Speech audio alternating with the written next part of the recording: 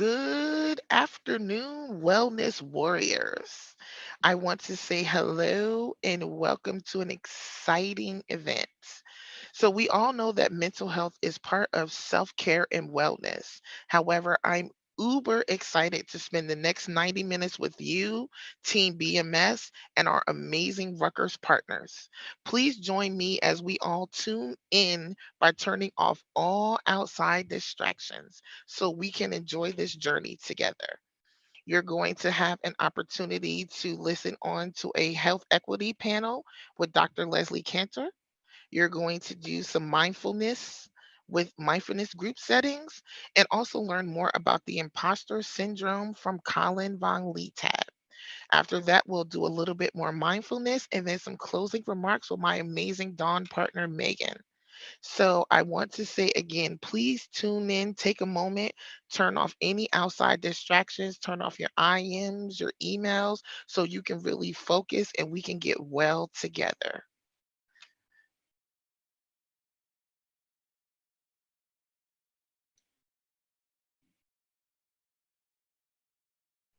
Thanks so much, Atiba.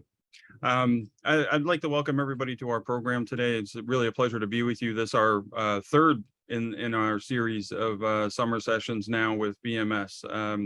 A really strong collaboration between Rutgers University Alumni Association and BMS, and something I've been very fortunate to be a part of for each of these different iterations. Today, we've got a little bit of a different format for our program than we historically have, and it's one that I think will really resonate, and we're pretty excited to bring to you. Um, the pandemic has taught us a lot. It's brought to light longstanding inequity in healthcare access, treatments, provision of services, and these are things that exist across populations and in many different health arenas beyond just COVID itself. Today, we're going to explore this topic of health inequity, wellness, well-being, in a really in-depth conversation with our panel of two really wonderful subject matter experts. I'll start off with a quick self-intro, and in the spirit of being as inclusive as possible, we'll use some visual descriptors for anybody who might be tuning in that's also visually impaired. I am wearing a blue shirt. I have a low-cut beard. My hair is slicked back in a ponytail today, but it's normally about shoulder length or so in length. And I'm very happy to be here with you to moderate this panel and then present later on imposter syndrome. With that, I'd like to turn it over to our two panelists to also do a self-introduction. Dr. Leslie Cantor and Mason Chiang. Dr. Cantor, would you mind kicking us off there? I'm happy to. I'm delighted to be with everybody this afternoon. I'm Leslie Cantor, and my professional title is Professor and Chair of the Department of Urban Global Public Health at the Rutgers School of Public Health. I got started in public health due to a previous pandemic, the HIV/AIDS pandemic, which was another infectious disease that showed us that while there might be a new biological agent, the response of society is completely based on who is most affected. It really doesn't have much to do with the characteristics of the virus or the bacteria or the condition. And we will get into that in a lot of detail. So I will try to do this description as well, even though this is, I have to tell you, the thing that made me the most uncomfortable about this. Part of me wants to say, imagine your favorite actress and just pretend I look like that. But the truth is, I have short, curly brown hair. And I am, though, wearing a new necklace that I bought from a friend and a dress that she made. So I'm feeling good about the clothes. It's kind of a dark green color. And I appreciate the way in which we are trying to make this inclusive. I know the closed captioning is on. And if people realize there are other things that I could do or that this panel could do to make it more inclusive, we will do them. I will try to refrain from too much public health jargon. I'll try to not use a lot of acronyms. And so we'll go from there. All right, and I can go next. Thanks, Leslie. Good afternoon, everyone. My name is Mason Chang. My pronouns are he and him, and I work as a program manager at the Bristol-Myers Squibb Foundation, supporting our global cancer disparities in the U.S. grant portfolio, as well as our Robert A. Wynn Diversity in Clinical Trials Award program. Today, I'm wearing glasses. I have a headset on, so I can hopefully get better audio in, and I'm wearing a navy polo. And I'm actually participating virtually from Chicago. I had a nice, fun Lake weekend in Northern Michigan, so it's nice to be in a different part of the country. So a little bit more about my work experience. I'm actually trained as a clinical hospital pharmacist. I've worked in hospital pharmacies for the majority of my career. And I just completed a public health PharmD residency with the Bristol-Myers Squibb Foundation and was fortunate to be placed into a full-time role with the foundation.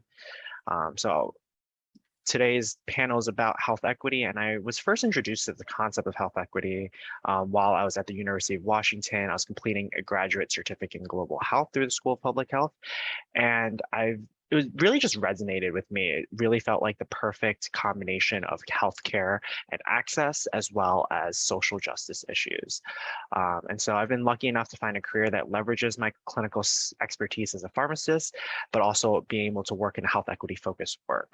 I'm still relatively new to the space, but I hope to bring valuable insights from my work thus far to the conversation. So thank you for having me.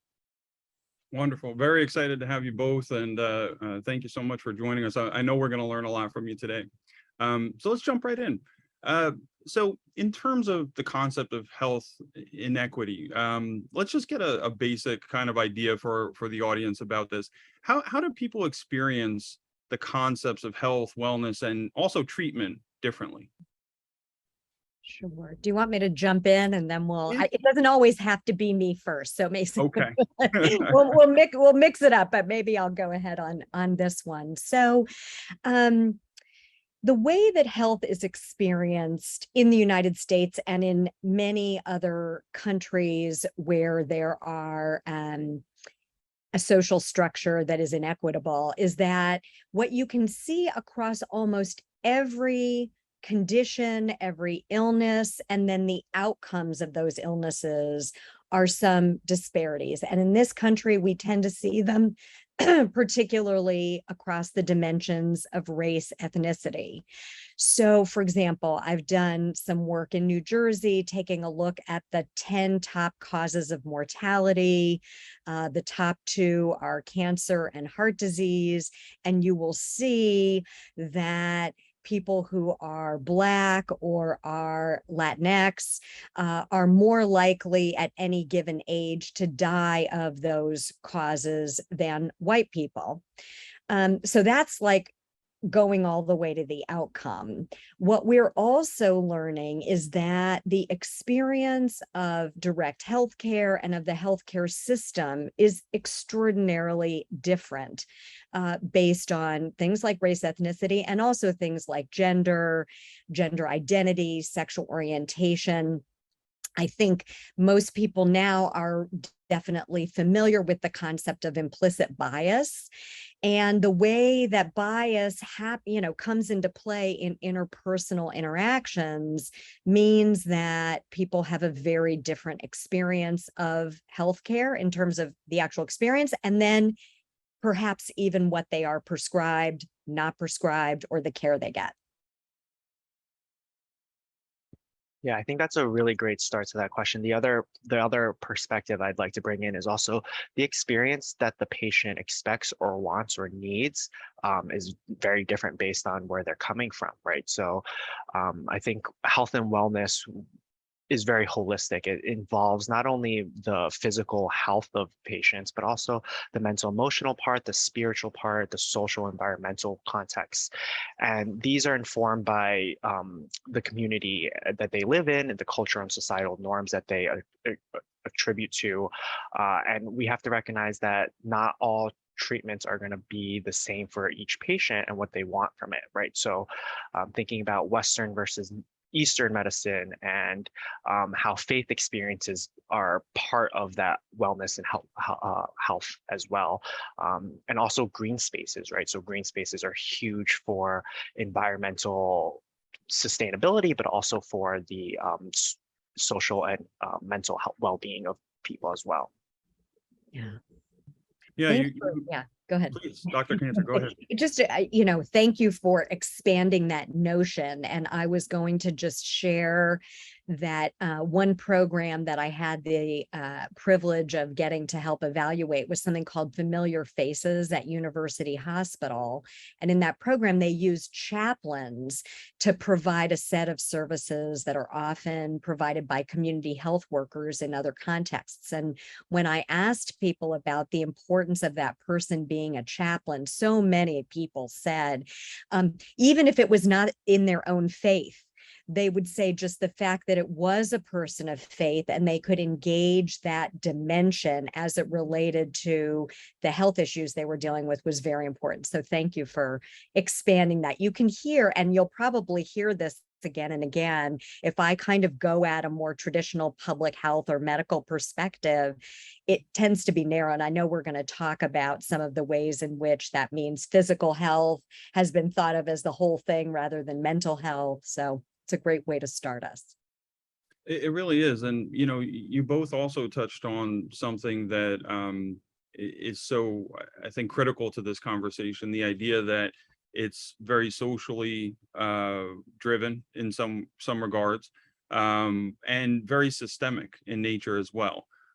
When you look at how things like race, ethnicity, discrimination, all of that has really become so institutionalized in many aspects of society. So those are some of the things that probably sustain the inequities, I imagine. But what are also some of these broad scale implications that we see? Obviously it impacts the individual, it impacts their family, their community, but beyond that, what are some of the broader implications of such a vast experience of health inequity for so many?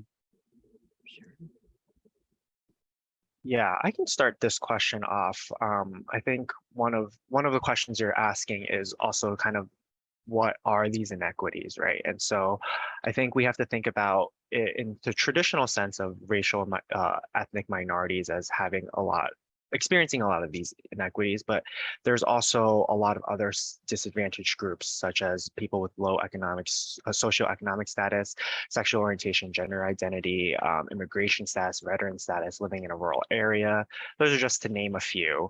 And what I find really interesting is seeing the compounding effects these disadvantaging characteristics for patients who live at the intersection of these identities. And the intersectionality, I think, is a really interesting point to think about. I think in terms of the broad scale implications of these disparities, I think about it in the terms of how we can create long-lasting change by redesigning these systems, right? And so having health disparities really affects not only the person's health, but also their family. And we also talk about generational trauma, right? So this is a concept that's, I think, relatively new in the last 10 or 20 years, but recognizing that the stress and trauma that occur today oftentimes will have long-lasting, broad-scale implications in the long term as well.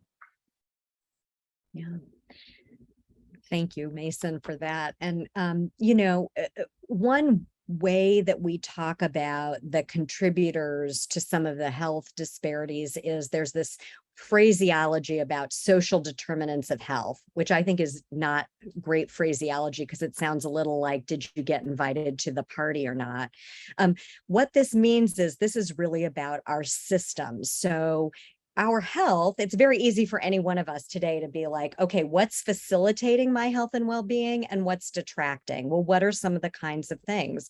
Well, guess what? All of us are involved in some way with employers or internships where we're actually taking time in the middle of the day to talk a little bit about wellness, even though we're going to completely stress you out with this conversation first. That's very different than in many industries or if you had a different kind of job. Housing, huge determinant. Most people now know about the history of redlining in this country, which basically prohibited people of color from buying homes in certain areas. And then guess what? Guess where the highways went in all of our areas across America? Well, straight through communities of color, which means that if you're a person of color, a lower income person, you're much more likely to be breathing polluted air all the time. So things, we can't just think about health as just about health. We really do need to think about the broader way that these systems and structures contribute. But what it means is that the history of inequity across all of those systems ends up having a literal bodily effect on people. And I really appreciate Mason raising, this issue that's coming up around generational trauma and the role of stress and the stress response. I think we're only beginning to appreciate how much the experience, for example, of microaggressions, right, which is the idea of these things that don't rise quite to the level of blatant discrimination, but all of the ways that people who are in certain packages go through the day, and there are all of these additional burdens that then contribute to poor health and make it just that much harder to take care individually of our own health and well-being. Yeah, and Leslie, that was a great point of bringing up social determinants of health. I think the other point that I want to bring up here is that these systems they all touch each other, right? So the other system that I see a lot of disadvantage and inequity in is our judicial and incarceration system, right? The school to jail pipeline is very, very real, and thinking about how that effect of being incarcerated has on your health and well-being in the long term, right? So all of these systems, they do connect, they intersect, and we really have to think at a broad picture and how to really affect change, and making sure that the people that we're trying to affect change for are at the table and creating and designing the programs and the changes that will eventually solve these problems. So I think a big challenge, but something that we can work on towards together. Certainly a big challenge, and thankfully we have good people like yourselves working on that challenge. So thank you for that. And you mentioned, this idea of system redesign and how this is so ingrained in multiple systems, but also systems that are constantly interacting and interfacing with one another too. So, I almost visually see this big knot, of tangled kind of, stuff in front of us. How can we start to unravel that? If we look at this issue on kind of a micro, meso, and macro level, what's maybe just one thing we could even start today that would help us on kind of the micro, meso, and macro levels to make some kind of an impact? So I might, if I'm allowed to mention two. So I think one thing we must do is pay attention to who we're putting into policy positions. And one thing we know in this country is that a very low percentage of people participates in non-presidential year elections. I'm not going to make everybody put in the chat who their state representatives and state senators are, but most people don't even know who those people are. And on many key public health issues I've worked on all my life, like reproductive health, this has now become a kind of state by state issue. I think everybody's very well aware of the overturn of Roe versus Wade, which means that there's this enormous geographic disparity around whether you can get abortion care or not. So I would put at the top of the list, vote, find out who you're voting for, and see if they will actually be people who are promoting shifts in systems or whether they'll be promoting driving backwards. I'll leave it with that one. I can mention the other idea later on. Mason? Yeah, I'm going to take your voter registration and voting one step further and say civic engagement, right?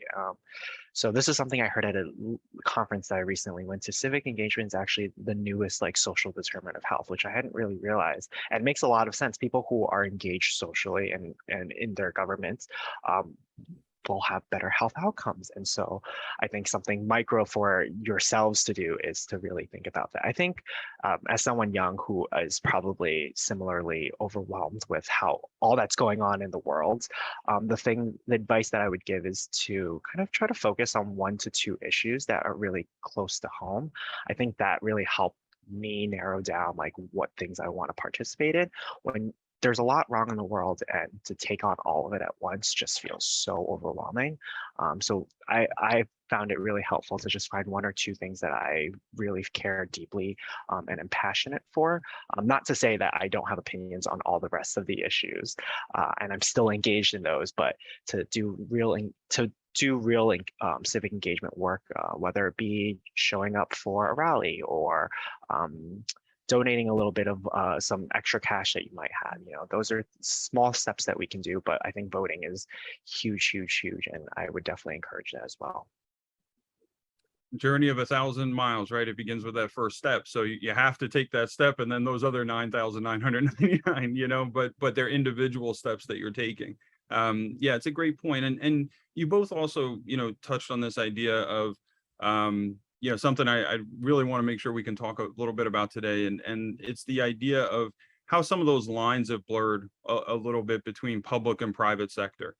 I know for myself, when I was, coming up career-wise, I was always told, well, you don't talk about religion, you don't talk about politics at work. Those are two of those areas you don't touch. But that line has kind of shifted a little bit, I think, recently. We've seen that, increasingly the workplace is an intersection for social justice, health issues, politics. And, without casting any political or religious judgments, we have seen conflicts between Disney and the state of Florida. Companies now taking a very firm stand on Roe versus Wade and what they're going to do to support their employees. How can organizations strike that balance effectively between being inclusive, helping to be an advocate, providing equality, but also conducting business very responsibly? Yeah. I will try, when Mason's doing his answer, I'm going to throw a report into the chat that a colleague of mine who is the head of DEI for Yelp, and also the head of the Yelp Foundation, that she just put together with a set of colleagues, taking a look at what the overturn of Roe v. Wade means for national company. And the contention in this report is that that unless companies are responsive to the policy atmosphere, they're going to lose out on talent. That in fact, it's employees who are demanding this kind of engagement. And while I believe it is the role of government to care about health and human rights, when your government is not caring about health and human rights, then I am delighted to see the private sector step in. Look, I think there are some real limitations, and it's not an appropriate substitute. One example might be that many companies have very quickly wanted to say, if we have employees that need to get an abortion, we will pay expenses. Well, there's some complexity to that, right? It means that you have to disclose your personal health status. There may be worries about that from a career perspective. And then Starbucks, I think they may have turned around on this, but they originally said that they would do that for employees of their non-unionized stores. So that gives you an example of how corporations can then end up, perhaps, I don't think this was a carefully considered thing because they got a lot of bad press on it, but, it can be manipulative or it can be inequitable. So let me pause there, and I will try to find that report and throw it in the chat. Yeah, I really like this question. So I'm glad I'm not a CEO, because I definitely wear my heart on my sleeves and would definitely say more political things than probably needed from a big company. I think about it from the perspective of BMS. So earlier this year, we were one of the first companies to institute a vaccine mandate, which was still a very political issue to this day, right? And one of the reasons that Giovanni, our CEO, had given was because we're a science-based company. And if we don't believe in the science, how are we to treat our patients and take care of our patients? And I thought that was a really smart way of going about that. But I do think you're right that companies need to take a stance on things. It's no longer this clear separation of the workplace and the politics of it. I think we live in a capitalist society, right? Like these big corporations do have a lot of power, and to deny the fact that they have influence and voice is, I think, just a little ignorant. So I think we need to really be pushing these big corporations to have a stance on things. I like the fact that they were able to incorporate it into a business kind of model or mission. And so I thought that was a really good way of doing it. But at the end of the day, silence is complicity. And so to not say anything is probably worse than to say something and have a stance on it. The other thing I would like to bring up here is the idea of virtue signaling. So corporations are sometimes, I don't want to say guilty of it, but there are some examples of virtue signaling where companies will take a stance on something, but just for the optics of it, right, and not really make any systemic changes or any kind of commitments, putting their money where their mouth is, kind of thing.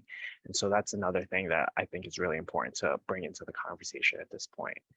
I think I see that a ton with June and Pride Month. There's a ton of virtual signaling there, where their actions are actually anti LGBTQ like agenda versus what they're displaying externally. So I think it's really important to talk about as well.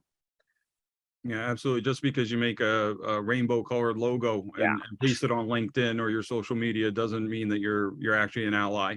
Right. Yeah, great point. And it looks like Leslie was able to post the report there in the chat. So if anybody'd like to check that out or download it, please feel free.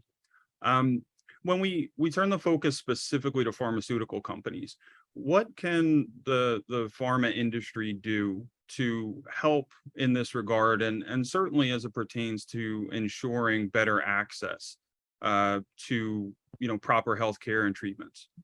Yeah, I'd love to start this conversation just because I'm sitting in BMS. But starting with the science, I think pharmaceutical companies need to ensure that the medicines we create have demonstrated efficacy and safety for the diverse patient populations that are affected by these serious illnesses. So this really starts at the clinical trial phase. We need to ensure that diverse patient enrollment from the get-go, and we're not waiting until phase 4 when we're doing post-marketing pharmacovigilance studies to identify treatment disparities. We need to really identify those treatment disparities from the start. Once medications are approved and commercialized, pharmaceutical companies need to really comprehend the full patient journey in relation to the drug products. I think the most obvious answer here is to ensure fair drug pricing. So things that we can do to ensure that would be to have a more equitable payer negotiation system, to regulate and increase transparency for pharmacy benefit managers. I can talk a whole 20 minutes about PBMs and why they're evil, and expanding 340B eligibility inclusion criteria. And I think the other thing I really want to talk about and to pin is to establish easy to navigate patient support programs. For example, copay programs, patient assistance for charitable use, etc. These programs oftentimes require patients to know about them and to be engaged and be able to go to the pharma company and say, hey, I would like some help with paying for some of this. And so I think from the pharmaceutical standpoint, we need to be better at meeting where the patients are and not to have the patients come to us. And so learning more about what those barriers are and trying to address that as a pharma company. I think I can talk about drug pricing a little bit more if you'd like, but I think I have a lot of my personal thoughts about drug pricing, and it's not also the sole determinant of access, right? So price is obviously a big issue, but it's not the only thing that prevents access. And so I think the other thing the commercial side of the pharmaceutical companies can do is to really think about who we're outreaching to. So from not only the patient perspective, but also from the healthcare provider perspective. Are we just talking to the ivory towers at academia centers, or are we moving to community centers, really expanding the knowledge? I think it's a little bit tough with BMS because we do have a lot of specialty drugs that require specialty oncologist care, for example. And so that is a little bit trickier, but I think we need to expand the people that we're engaging and bringing to the table to really have a more equitable access from a pharmaceutical industry standpoint. Great. I figured you would be the heavy lifter on that question, but I did want to say just a little bit I started my career as a health educator. So let me say a little about literacy and health literacy. It's really important to remember that we have a proportion of people, and of course, your market is not just in the United States, but even if we just stick with the United States, there are a proportion of people who can't read well. There's a large proportion of people where English is not their first language. And so the literal literacy of those patient inserts, which I completely understand is determined by lawyers, it's a problem. So one thing I've never understood is what's getting in the way of pharmaceutical companies actually putting in a real world explanation of how you're supposed to take a medication. It's not easy.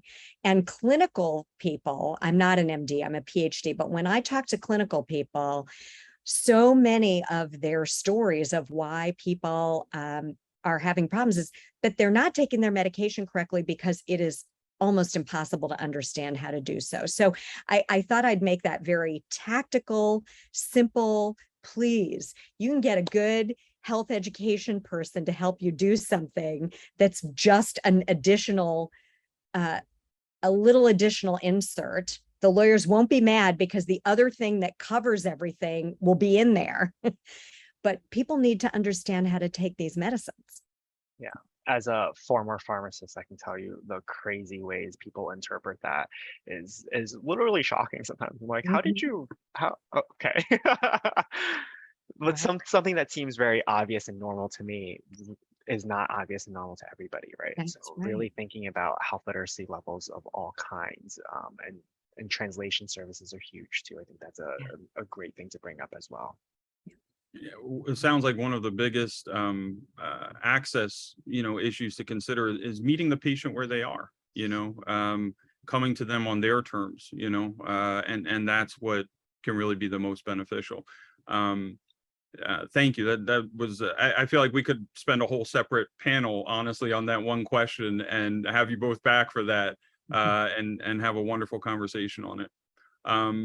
As we start to look longitudinally at health inequity and some of the issues that have come to light in, let's say, the past few years. The pandemic, the George Floyd murder, Me Too movement, and other social reckonings have really placed a previously unseen emphasis on mental health, stress management, and just looking at well-being kind of holistically. How can we create healthier norms that'll have a lasting impact so that these don't just become kind of blips on the radar historically, but something that made a monumental shift in how we're looking at this? Yeah. I mean, there are sort of things great and small. But one small thing, again, I think in some ways I am delighted by this kind of a forum because I do think when the workplace shows that it values wellness, that does send a message. I'm proud to be the board chair of a place called ETR Associates, which does a lot of work related to health equity and health education. And they build into their calendar every week. They do have a guided meditation once a week, but it does send a message like this is something that's okay for you to take 10 minutes during your day. And I know for people who work around me, actually, it's much appreciated if I pull my stress level down and I don't just get super wound up, because, you know, we all will get more irritable if our stress level goes way up. So I do think that there are those are sort of the individual ways versus the macro ways. So I'm going to turn it over to Mason, who I know will have a brilliant answer and maybe things I hadn't even thought of. Yeah, I think thinking about the individual thing, I think the advice that I would kind of talk about here with this group, especially because a lot of the people who are on the call are interns right now. I think it's important to remember that you are not beholden to the company that you work for, right? So if the health and wellness that you're experiencing is not up to par with what you expect, you have no obligation to stay with that company. And I think in maybe 30, 40 years ago, that was a little bit different. There seemed to be more loyalty to companies. But I think that you as a person, as an employee, have a lot of stake. You have talent and you're bringing talent to the company. And to remember that you have value as well. So when I think of health and wellness, if a company is not treating you the way that you need to be treated, I would walk away from that company, right? And so just remembering that although it falls on the company to do a lot of health and wellness initiatives and work, at the end of the day, like you also have power in that it's not a one-way street, right? So recognizing what is health and wellness and what those boundaries are for yourself is just important on the flip side. On the flip side, I think from a company standpoint, we're seeing health and wellness come to the forefront of the minds of a lot of companies. So I think seeing it come up in things like our ESG reporting, where you have like organizations say like this is a good place to work, and those accreditations I think are causing people to reevaluate the importance of health and wellness and incorporate that into their strategy. So it's not something that just kind of we'll throw on a yoga day once in a while. Like it's thinking more inclusively and extensively about it. So I think that helps push the needle a little bit when there are kind of things that are about measured and tracked against, and that people are actually accrediting and getting awards or designations for, really does help move that needle a little bit. Yeah, absolutely. Organizations, you know, setting their colleagues and employees up for success, you know, which is obviously a mutually beneficial thing. If you have happy, healthy employees, you'll probably have a happy, healthy service, product, or organization that you're running. You know, but then from the individual side, recognizing you have empowerment and that you ultimately are responsible to be a driver for your health and wellness decision making. Very key. And we have a question that came in the chat here from Katie. Katie's been active in our chat. Thank you, Katie. We appreciate that. She says, really great talking points, Mason and Dr. Cantor, for either panelist. So I'll just turn this over to whoever feels comfortable starting off for us. Can philanthropy from companies like BMS and others be a form of making a difference and taking a stand? Mm-hmm. Have you seen examples of this impact? Yeah, I'd be happy to answer that as I work for the philanthropy of a big company like BMS. Perfect. So I think I have mixed views on it. So yes, I think that they have a lot of power and impact and ability to impact a lot of change. But the other thing that I'm cognizant of is that the corporate social responsibility strategy of a company should not just fall on their philanthropy. It should be imbued in throughout the entirety of the organization and enterprise. And so for the philanthropy or portion of my work, I mean, we work with a lot of different grantees specifically focused in health equity, and we've been doing health equity work for over 20 years throughout internationally and domestically. So I think it's a huge way of making a stand. I also want to point out the $300 million of health equity commitments that the company and foundation have made, 100 of which is under the Robert A. Wynn Diversity in Clinical Trials program that I run. And that really does take a stand on saying that diversity in clinical trials is a top priority for the company, creating a workforce that looks and are from the communities of the patients that we want to serve, I think is really integral to the program that we're running. And so I think that you can take a huge stand from a corporate philanthropy side, but recognizing that that shouldn't be the only place that we're taking a stand from. Right. And I might lift up an example, which is Merck for Mothers, which actually focused attention originally outside the United States on the very serious problem of maternal death and what we call near misses or severe maternal morbidity.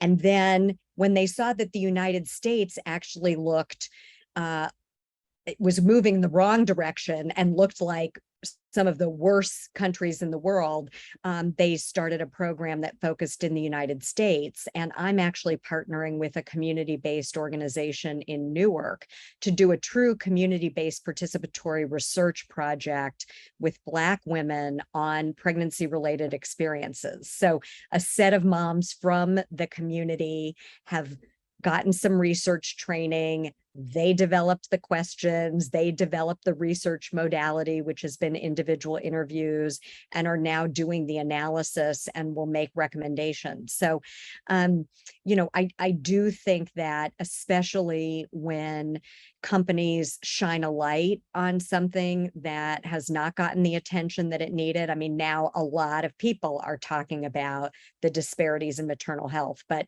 when Merck for Mothers started, nobody was talking about it, and certainly wasn't only that effort, but that's a really nice example of a kind of high leverage piece. Yeah, and I'll bring up one other foundation, one from the BMS Foundation is in 1999, so kind of at the, I guess not the peak of the HIV epidemic here in the States, but it's been around for a while. The foundation did start a program called Secure the Future, and this program pretty amazingly worked in, I think, 5 countries in sub-Saharan Africa that were hardest hit by it. And one of the quick kind of big takeaway that I always like to share is the president of Botswana, I think 2 years ago at the UN General Assembly, said that the funding from the BMS Foundation was really a catalytic driver in changing the course of Botswana's country state future, and really preventing the downfall of the country, because I think at that time when we had first entered Botswana, about 40% of adults were infected with HIV and AIDS. And thinking about the support structures that exist, they just weren't there, right? People didn't have the access to medication, they didn't know what to do about it, they didn't know how to prevent spreading it as well. And so the work that we did there really did prevent or have long-term impact. And so that's 2 things I would say with philanthropy is it takes time to see the impact of those initiatives.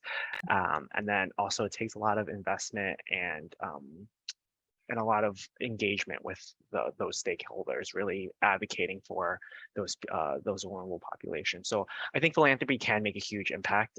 It just sometimes takes time. And I think when you have big corporations like BMS, I think when they are able to take a stand on something and commit money to it, I think it makes a huge impact and is able to kind of make a splash. So thinking about it holistically. Thank you. And thank you to Katie for the question. We did have another one that just came in through the Q&A portion of our chat. Alizé says, thank you for the very important discussion. Health equity issues are often multi-sect, where we may address one aspect of the issue, but other risk factors exist, like a double-edged sword.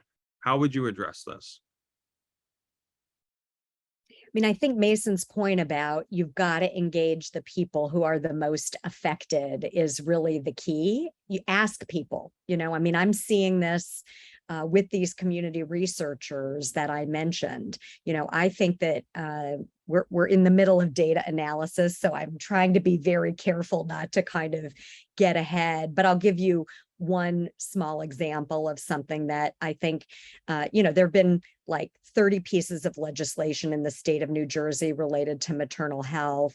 And one of the things that the community researchers are seeing is that women are saying over and over that when they go into labor, that their partner can't come, and they then have to go to the hospital by themselves. They don't necessarily have a doula. Well, what's that about? That's about hourly workers or people who are in situations where they don't feel that an employer would be supportive of leaving. Well, what if the state of New Jersey had a policy that all state workers would be allowed to leave immediately if somebody was in labor? And then that could be leadership for others. That's just one example, but it's just not something that it's never come up before. It comes up because you actually go and talk to people who are affected. And I think that that's when we do that, as I say, shocking, a group of white people sitting in a room didn't figure it out. Huh. Yeah, I'm huge for engaging communities and making sure that they're the loudest voice in the room and the most voices in the room. So making sure that it's not just I'm inviting one or two patients to the panel and now they're accounted for, right? Like I think really having them be at the center and designing the programs is really important. The other point that I want to bring up about making sure that we're hitting, not just focusing on one risk factor, whatever it is to make sure that when we fund programs and we give support to programs, that we give them the flexibility and latitude to work on other things that do affect the patients, right? And so the way that I see it in a very technical sense is we call it general operating support. So it's kind of unrestricted funding to do other things that are not just what you're reporting out on and the main thing that you're looking for. So I work in lung cancer specifically. And so let's say we want to do tobacco cessation, but there are other things that affect these patients besides tobacco, right? And so by offering more unrestricted funding and general operating support, it gives them the flexibility and latitude to do other things. And so I think that's a really important technique that we need to keep in mind when we're creating grants like this. All right, we've got about 2 minutes left, and I have two questions I'd like us to be able to get to. One came from our audience previously during registration, so we'll do this a little bit rapid fire. So the first question is, in your opinion, especially for the interns, as we're thinking about future research and areas for development and things like that, what is the top threat that we face now or in the near future from a health and wellness perspective? I've got to answer. My answer would be climate change. I think that we don't have enough research about it. We're going to recognize that there's going to be a lot of migrations of people once that happens. And how do we take care of the migrating populations is going to be huge. It's going to affect us in every aspect of our lives. So I think climate change would be my answer. Mm-hmm. Okay. It really is my answer also. That's what I had been thinking of, but I'm just going to circle back one more time that we got to keep an eye on remaining a democracy. And I believe those two things go hand in hand, for better or worse. Okay, last question then. How do you maintain a good work-life balance to protect your mental health, just as an individual? Sure. So I'm kind of older now. So I do feel like I really learned my recipe over time, and everybody's recipe is different. But all I would say is you've got to find yours, and then you do have to defend it against all threats. So for example, I literally go to sleep at the same time every night. I get up at the same time every morning, and I exercise first. Because then even if the day goes off the rails, I get asked to stay, meeting runs late, blah, blah, blah. I've at least done those two things. Yeah, I create boundaries. So I try to work from 9 to 5. And then if it's not urgent and it won't blow up if I don't answer right away, I don't answer until the next morning. And I create that from the very start so that people know that that's just not how I work. And so it'll be okay. I need Mason. I got to get in touch with you about being my coach. I'm not so good on that one. It's hard. It's really hard. We could all use a little help there. Yeah. Thank you, Mason. I have a nice kindness that was extended from our BMS mindfulness group, which I'm about to turn things over to. They said we have a little extra time for flexibility because we had one last question that just came in at the last moment. So I want to make sure we can get to that if possible. So thank you to our mindfulness group. Big issue, this comes from Anderson. A big issue in health equity is disparities in information. How do we spread information regarding health outcomes and treatments to under-informed communities? And then we'll end with that one. Sure. So this is one of my big things. So we have to remember that for people to listen to any of us, we have to establish three things: trustworthiness, expertise, and accessibility. And different people have that for different communities. So you can't just have your same spokesperson, that you always have. That person is not going to be a reliable narrator for everybody. So you need a multitude of voices who have those relationships and credibility. And then, we could get into other behavioral science about the messages, but that to me is one of our big misses in COVID, frankly, is that we didn't have more voices that would have been credible to many more communities. Yeah, perfectly said. I don't have much to add on that. The only thing I would add is just making sure that our data that we're collecting is inclusive of all people, because I think I always think about the Asian American experience and how data is aggregated in Asian American experience, which overlooks a lot of the health equity issues. In when you aggregate and disaggregating, you see a lot more disparities. And so I think that's a huge thing, that when you don't see yourself reflected in the data and in the messaging, you're not going to want to listen to it. And so creating trust is also about creating better data. Wonderful. And we will end on that note. So thank you so much, Leslie. Thank you, Mason. We appreciate your insights, the wisdom that you shared with us. I think we're all the better for it. And we may have to look at a part 2 before long on this. A lot of ground I think we have yet we could cover. And thank you to our audience for the great questions and great comments as well. My name is John Borghese. I'm the Director of Career and Industry Engagement, and proud to have taken part in this program for the last 3 years, like Colin mentioned in his introduction.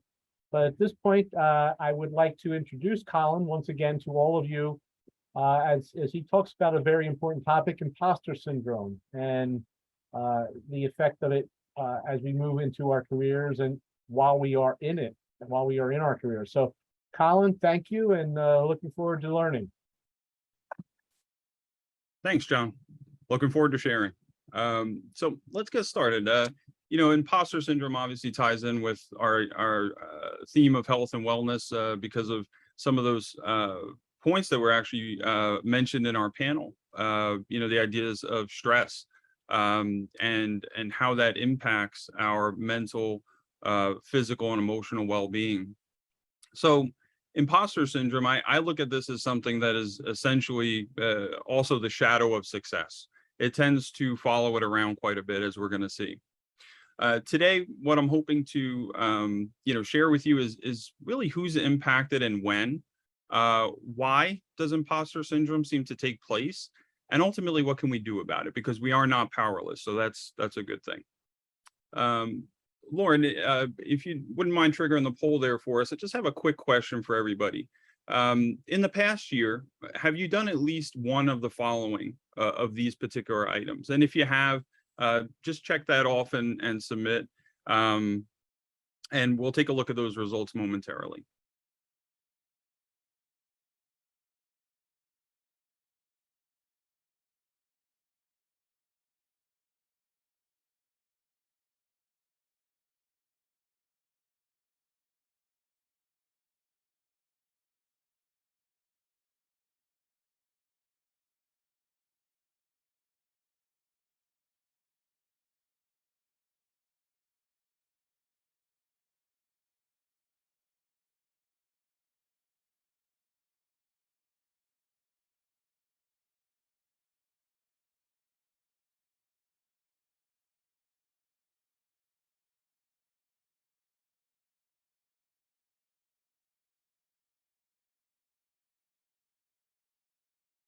When it seems like we've got a decent amount of responses, Lauren, we can close the poll there.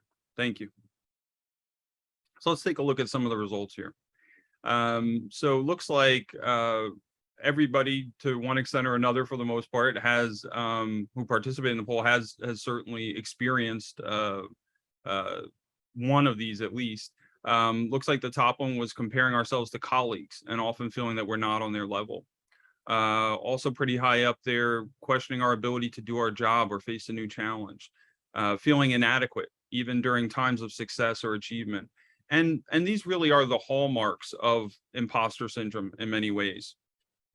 The reason I refer to it as the shadow of success is because it's something that always seems attached to it. It distorts our frame of reference and reality. It seems kind of amorphous in a way. We know these feelings that come up that are negative, but it's hard to put a finger on them or feel we are empowered to do something about it or create a change. In that sense, it can also feel as if it's somewhat intangible. And just like a shadow, at sometimes it can feel a little creepy, right? It kind of looms and lurks. But what's important too is this idea of light, because the shadow of imposter syndrome really often comes during our greatest moments to shine. As I think we just saw in the poll there, that in our moments of success, our achievements, that's when we start to have these feelings and these thoughts that invade our space and detract from that experience and keep us from really being our best. So as we have our successful moments, and many times attached to that is this particular shadow of imposter syndrome. And much like the intro slide there, we may feel like this hiker out there. We have our peaks and those successes in front of us, but we may feel like we're down in the valley even during those moments. There may be a sense of isolation that, you know, it's a feeling we don't want to share with others because we may feel a sense of shame or guilt with that. There may also be a questioning of, does anyone else feel this way? Or is this just me? And so a lot of self-doubt, much like that mountain peak there in front of us, it may feel very daunting to have to scale this particular feeling or work through it and still do what we're doing in our jobs. We may feel very challenged. You know, obviously this does not look like an easy mountain to climb. So it would be a challenge, and it could be something that feels very daunting to us. And all of those are feelings that will generally come up and be associated with imposter syndrome as well. So it can be a very, very alienating kind of experience. We may also feel like imposters or question ourselves in many of the different roles that we play. The poll question was focused more so on the idea of work, but it could also be expanded out into our general lives as parents or caregivers, as friends, partners, students, and certainly professionally. We may experience these bouts of imposter syndrome in profound ways. Even Albert Einstein, he had once said that the exaggerated esteem in which my life work is held makes me very ill at ease. I feel compelled to think of myself as an involuntary swindler. Most of us, though, would describe Albert Einstein as a Nobel Prize winner, a super genius. When we think of genius, many of us would probably say it would be okay to put his picture next to that term in the dictionary. Maybe not this particular picture, but certainly a representation of him. He's also had an immeasurable impact on physics, astronomy, science, and even society as a whole. So though he looked at himself this way and experienced imposter syndrome in his own way, not sure that all of us would agree with that. Tom Hanks, another example of this. No matter what we've done, there comes a point where you think, how did I get here? When are they going to discover that I am in fact a fraud and take everything away from me? In reality, though, Tom Hanks is a two-time Oscar winner, Golden Globe Lifetime Achievement Award winner, Kennedy Center honoree, and he's been awarded the Presidential Medal of Freedom. Not somebody that we would typically call a fraud. So we have to look at this idea of feelings versus facts. Am I really living my best life? You know, if you look at these pictures of these individuals, you wouldn't think that they are. But in some cases, you know, the feeling of imposter syndrome is accompanied by these life moments. In this case, maybe that internship was converted to a full-time permanent role and an offer. As much as that's a joyful experience, it might also bring some questions of self-doubt. You got to go share that research proposal that you know inside and out, that you've worked so hard on, and now you share that with your supervisor. You'd rather hide behind your presentation and proposal than give it. it can be an experience that's more daunting rather than positive. A promotion. Very often this is one of those changes that occurs that makes us question ourselves, question our role, question our capabilities, our skills. And we'll talk about this idea of change and how that really feeds into imposter syndrome in just a moment.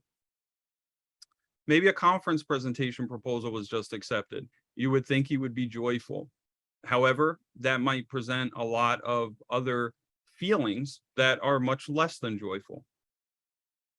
Or you're taking that next step, going to retirement. And instead of thinking about sitting on the beach and having a drink and dipping your toes in the water, it might actually feel stressful because you identify so closely with work and what you've done for your career that the idea of something else can make you question who you are, what you're capable of, and what your value is.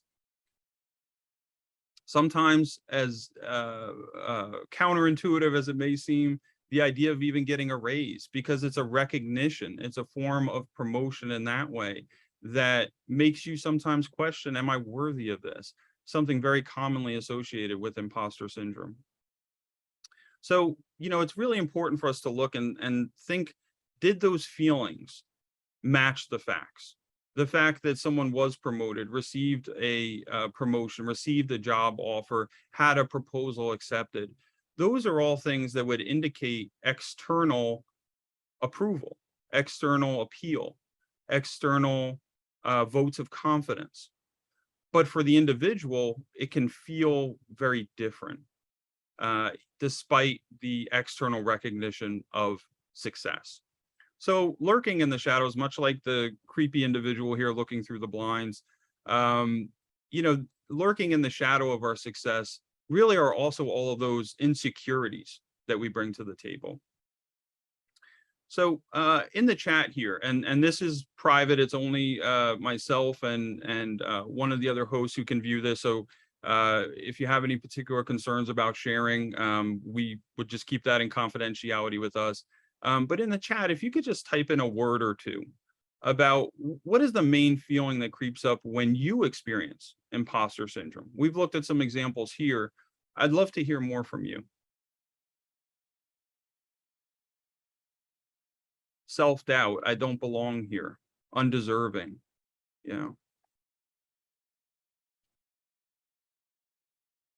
What are some others that come up? Anxiety, for sure, can be very stressful. Fear, another anxiety, yes. Yeah, many of the same experiences that we were seeing in these examples of achievement and success. Quitting, inadequate, can I do this? All things that impede our progress. They impede our ability to celebrate our achievements.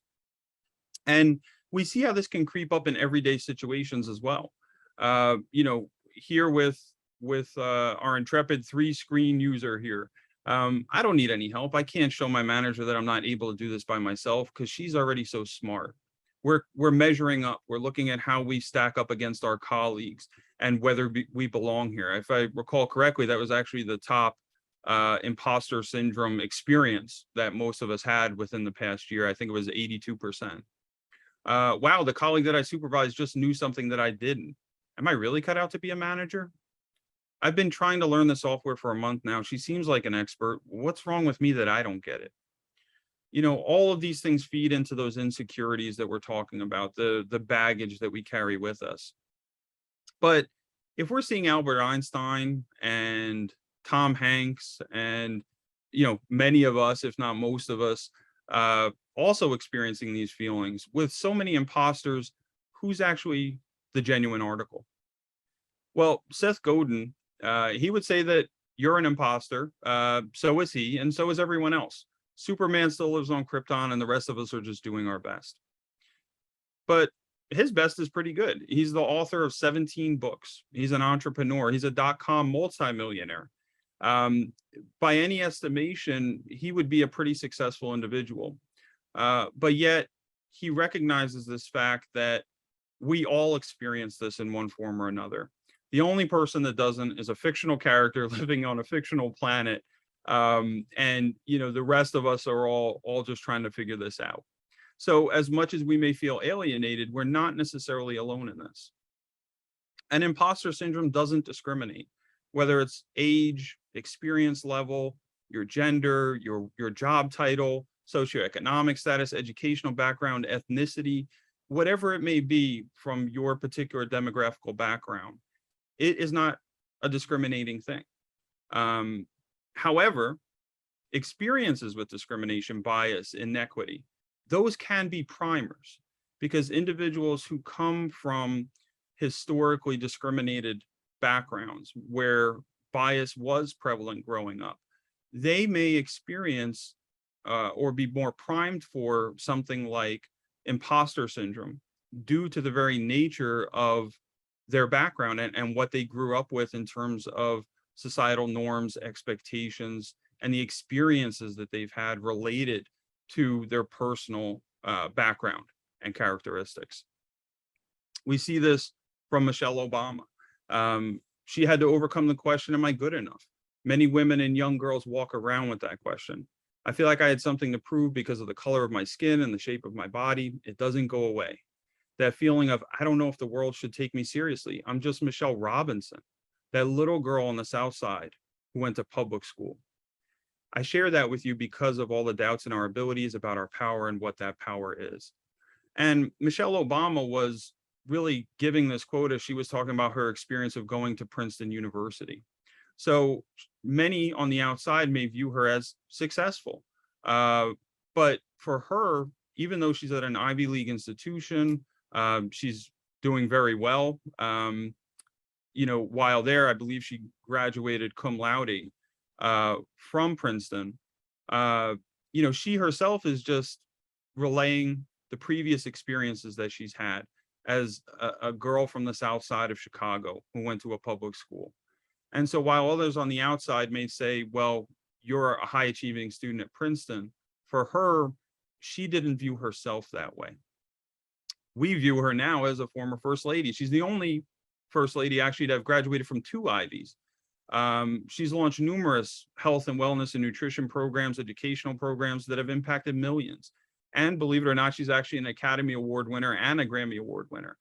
So she's even gone beyond the realm of politics and more into social programming that has garnered her these achievements and awards. So at the end of the day, we all carry baggage.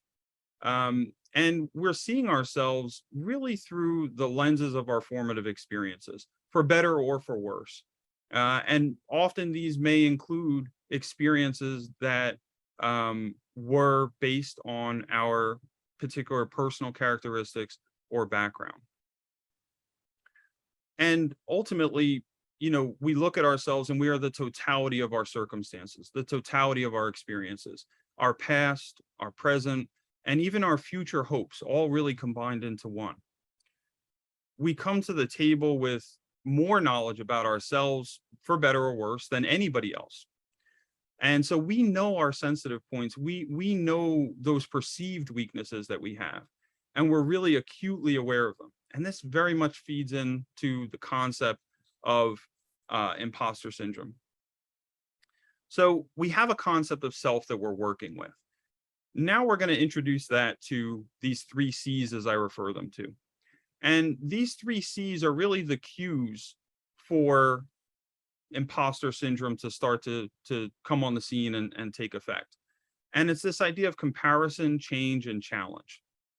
Often when we go through periods where we're doing a comparison between ourselves and someone else, we go through a change, maybe a promotion, a new job, becoming a parent for the first time, whatever that change might be, or a challenge. We encounter, now having to take the lead on a project at work. All of these things bring up an idea or a concept of fear. We may fear rejection. We may fear the unknown. We may fear failure. And when we're looking at something like comparison, we're utilizing that frame of reference that we have, the concept of self that we've developed over time. And we're now comparing that to what we think we should be doing or what someone else is doing.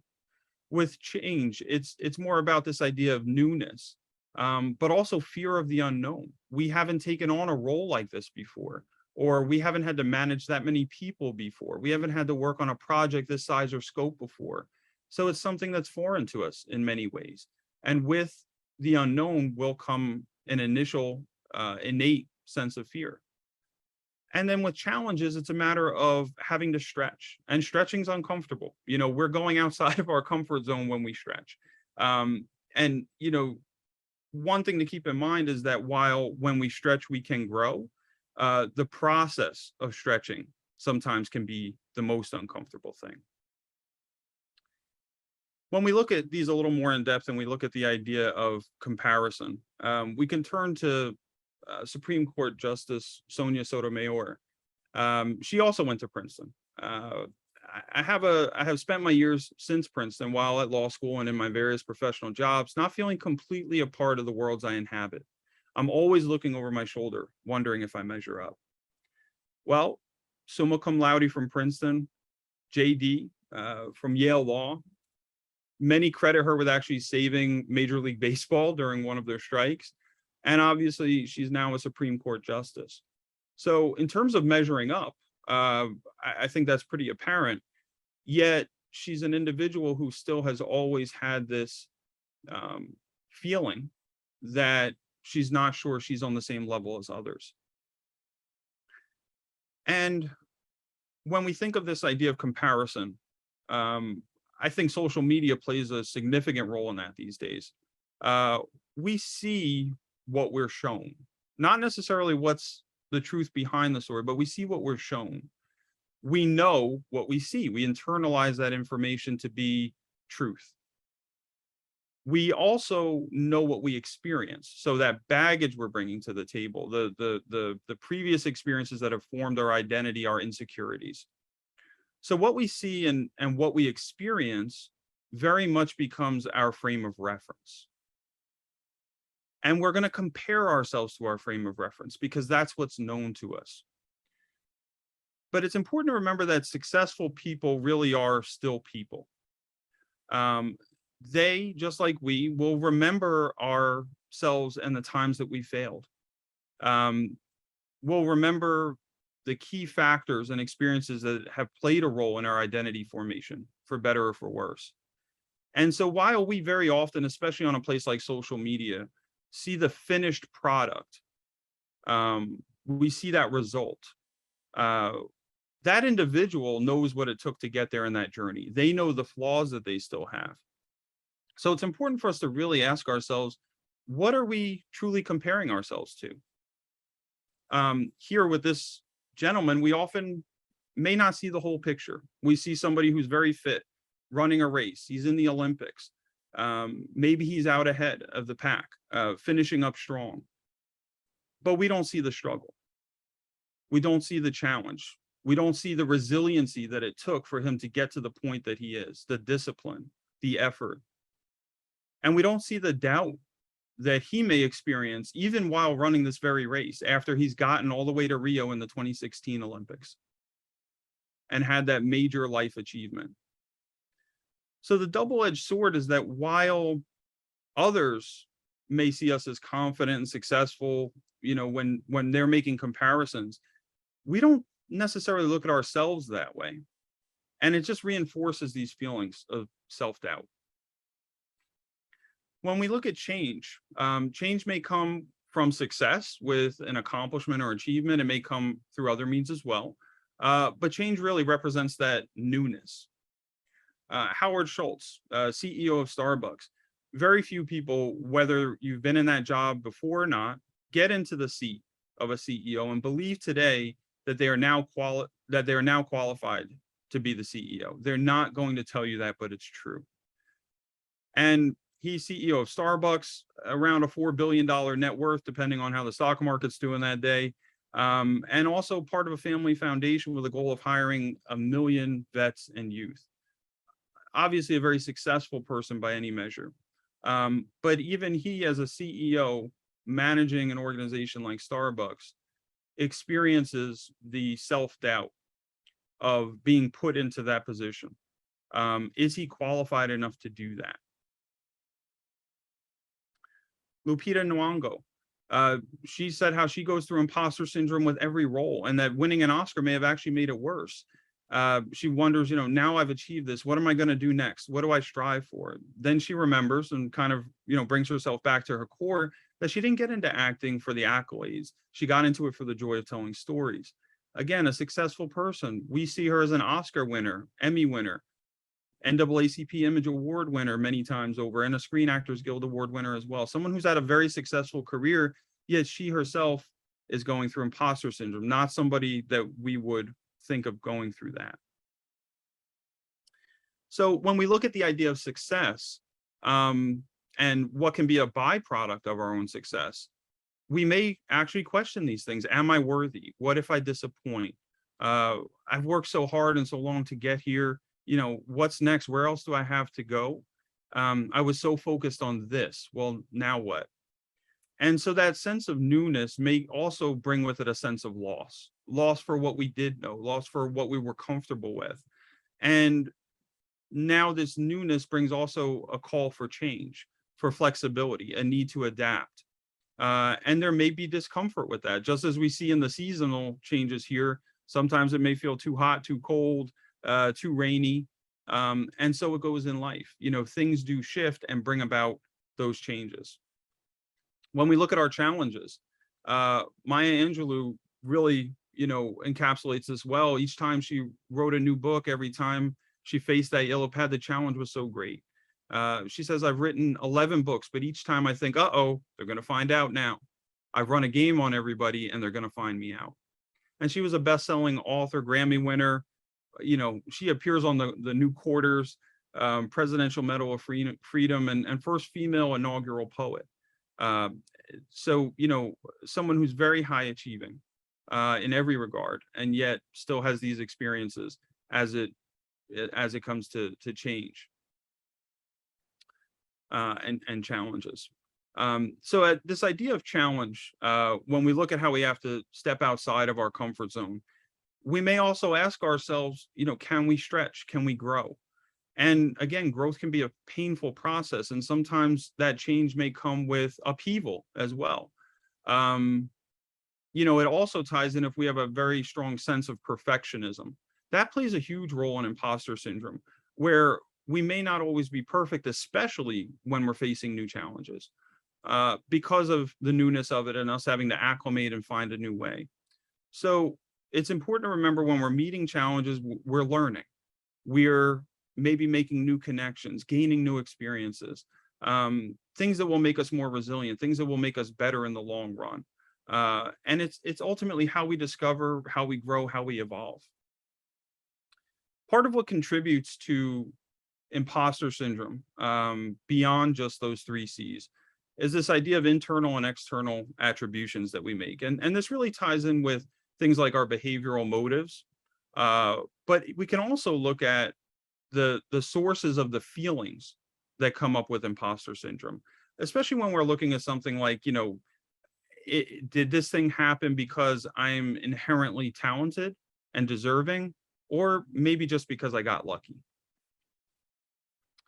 Dr. Margaret Chan, she at one point was considered one of the most powerful women in the world, Director General of WHO. And even she had this question for herself, this idea of self-awareness and how she fits in to what she's doing now. And is this really her? There's a lot of people out there who think I'm an expert. How do these people believe all these things about me? I'm so much more aware of all the things that she doesn't know. And that concept of self really plays in with how she's attributing internally and externally. With attribution theory and this idea of internal and external attribution, I'll give you an example. So you're driving down the road, somebody cuts you off. You may make an internal attribution and say, that person's a real jerk. How could they do that? That was dangerous. They must just be this horrible person that's so selfish. You made an internal attribution about them and their behavior, why they did what they did. You could also take the flip side and say, wow, I hope everything's okay. They're driving kind of erratically. seems like they got to get somewhere quickly.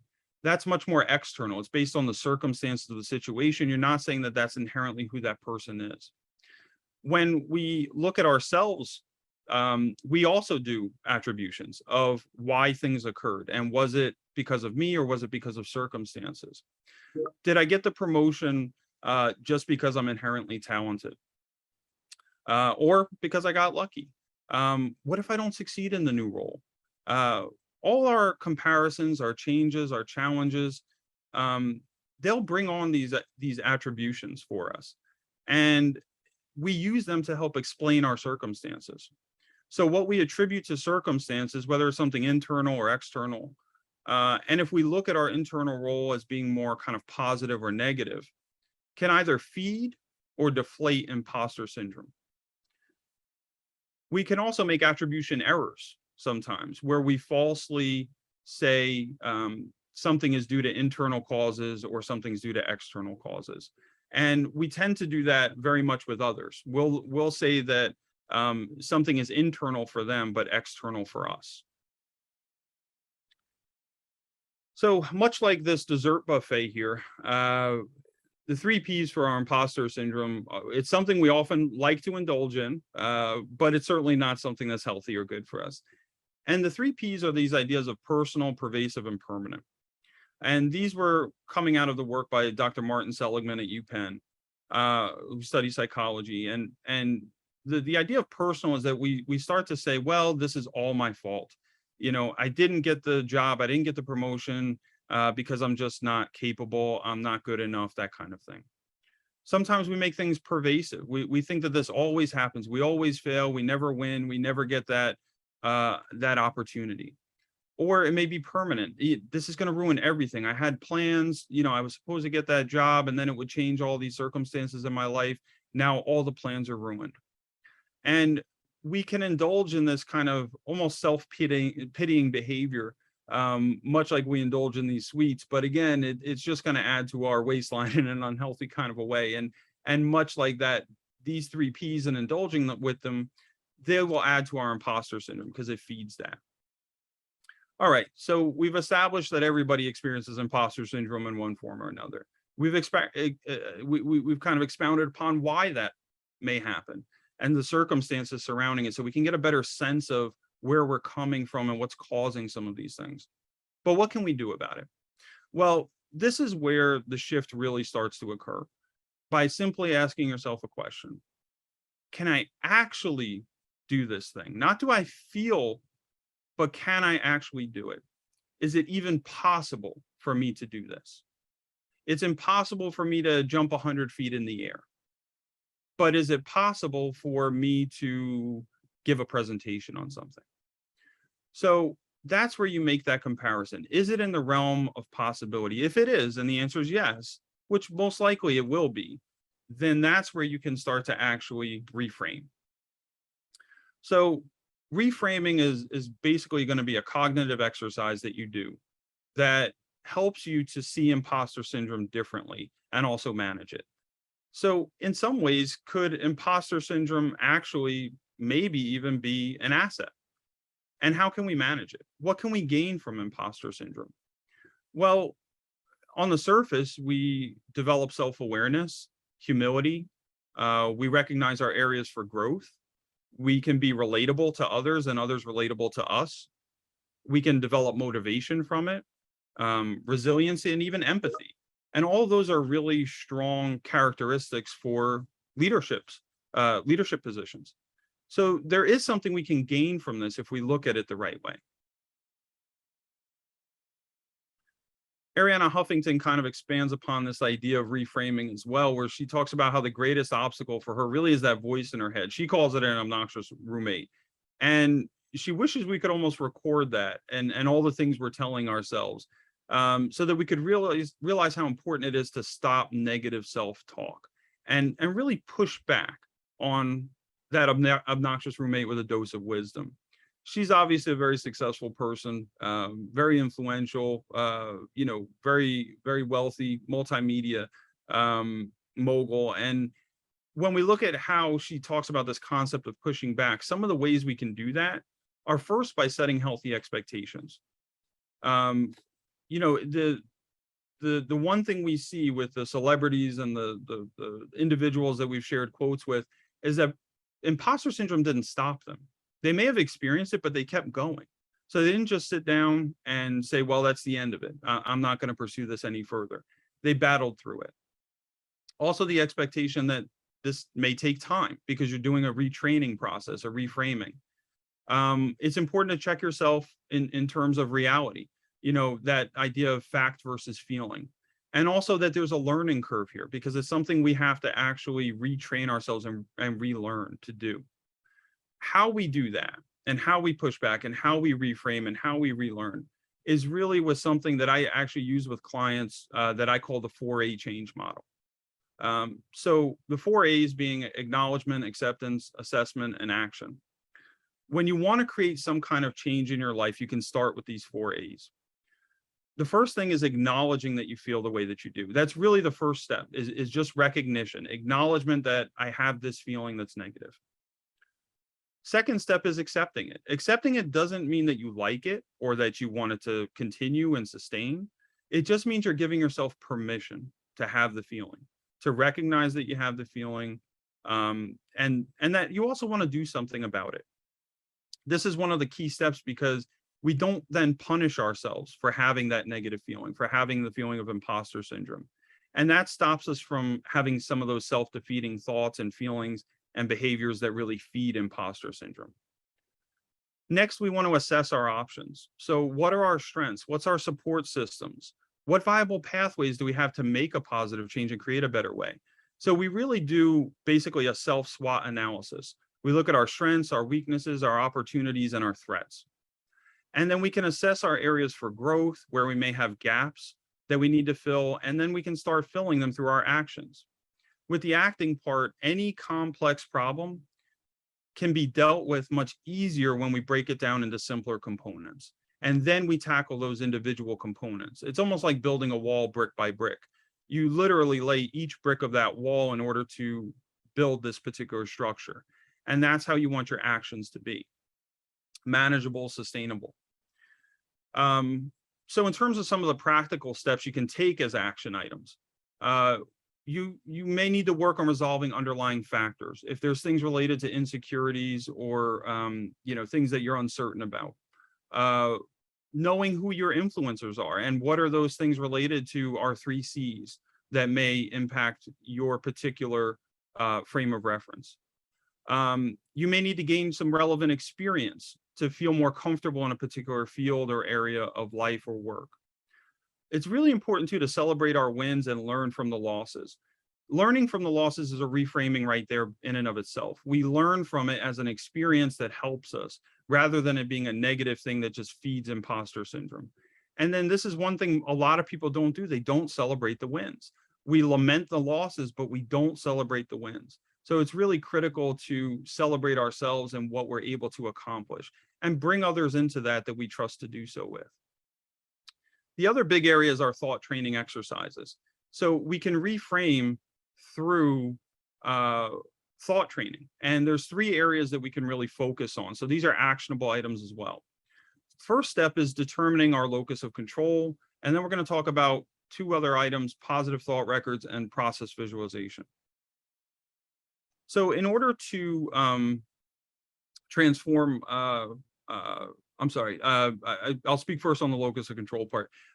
With locus of control, what we're really looking at here is this idea of what's within our grasp to change or control. For example, I can't control getting a job, but I can control having my resume critiqued, practicing my interviewing, doing my networking that'll lead to a job opportunity. Those are all things that are within my grasp. They're within my locus or my location to control. And that's why I utilize this particular slide, because it shows these circles that branch out. We can't reach that outer circle, but we can reach those inner ones more readily. They are what lead to the actual result that we're pursuing. So first determine what is it you have the control or the ability to change. What is it you have the control or ability to improve upon? Those are the areas that you start with. When we look at something like transforming negative thoughts, negative self-talk, that's where a thought record really can be very, very helpful. Again, something I use with clients and individuals when we're going through performance coaching and trying to enhance their level of self-confidence with things. So there's two options here. One is a little bit more basic in a way, and that would be a thought replacement. So basically on one side of a paper, you'll write an automatic negative thought that comes to mind. On the right side of the paper, you would then write a positive, truthful thought to replace that negative one. And since thoughts are really the genesis of our feelings, they have a very synergistic relationship with each other. This enables us to immediately become self-aware of what we're thinking and take an actionable step to try to transform that negative thing into something more positive. A more in-depth version of this is a dysfunctional thought record. And I should say that in our follow-up email, where we thank you for attending, I will make sure we have some examples of these worksheets so that you could actually go through this process if you like and have a visual in front of you. But with a dysfunctional thought record, it looks more like this. And this is the worksheet that I'll actually ask to be circulated. You have a series of prompts and you're thinking through, you know, when that thought occurred, the context of the situation around it, what was the actual automatic thought that came up, what feeling did that evoke? And then was there some kind of distortion at play here? And that might be something like the 3 Ps, something that was personal, pervasive, or permanent in terms of you know, saying, oh, I always do this. Then you share that replacement thought. What is an alternative thought that comes to mind that you might be able to replace it with? And then lastly, you kind of re-rate your experience there. So based on you going through this process with this negative thought that occurred, how do you then feel about it in retrospect? When you look at the context and the situation and the timing and other triggers that might have come up, that gives you a chance to really question the validity, if you will, of that initial negative thought that may come up with imposter syndrome. Another technique you can use is process visualization. And this is something that really is an immersive experience where you imagine a particular process you're going through and that desired outcome. But it's really important to focus on the steps, the feelings, and even embrace the obstacles. So this isn't just some imaginary wonderland that you go to where everything is perfect. If you're going for a job interview, you may actually imagine that you got stumped on a question. That's helpful to you because it's not going to happen for the first time now in the actual interview.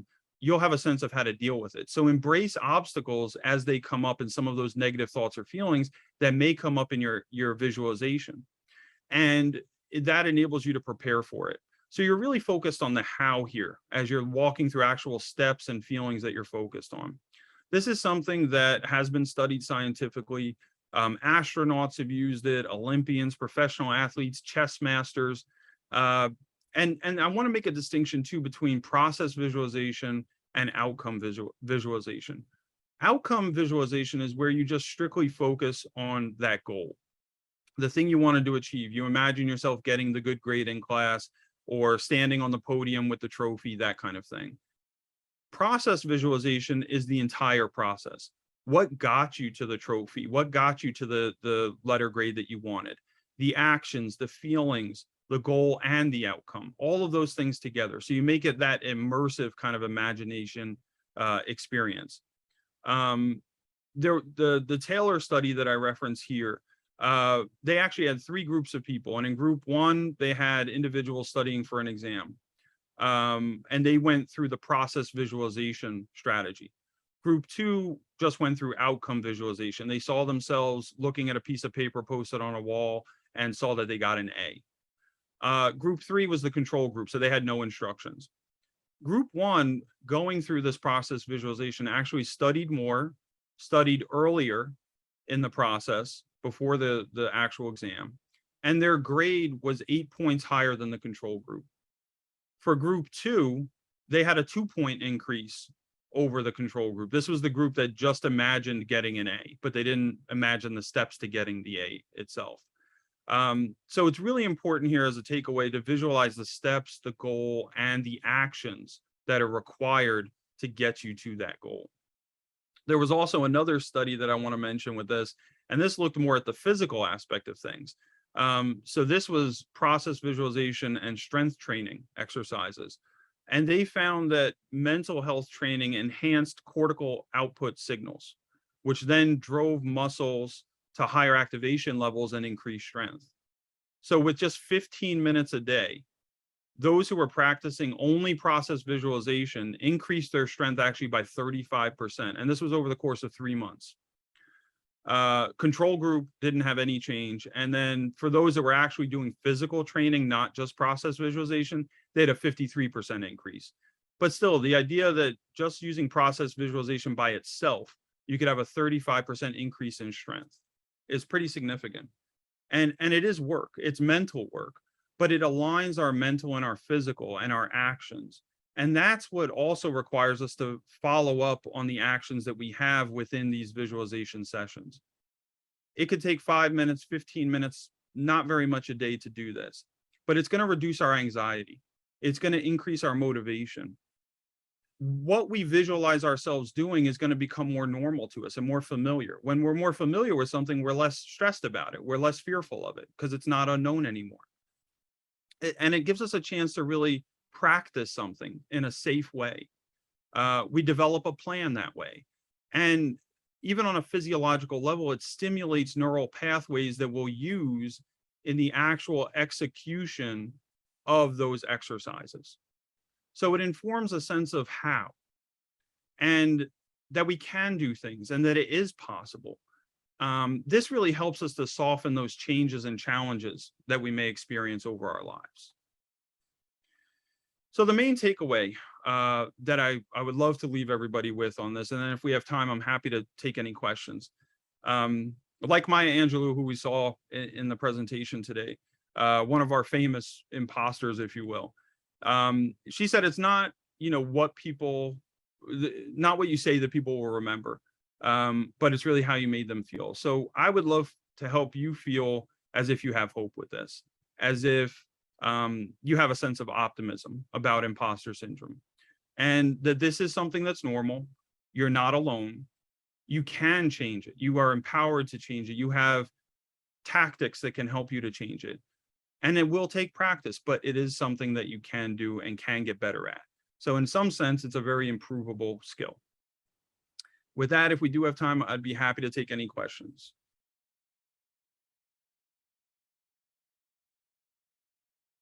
So Colin, have one for you.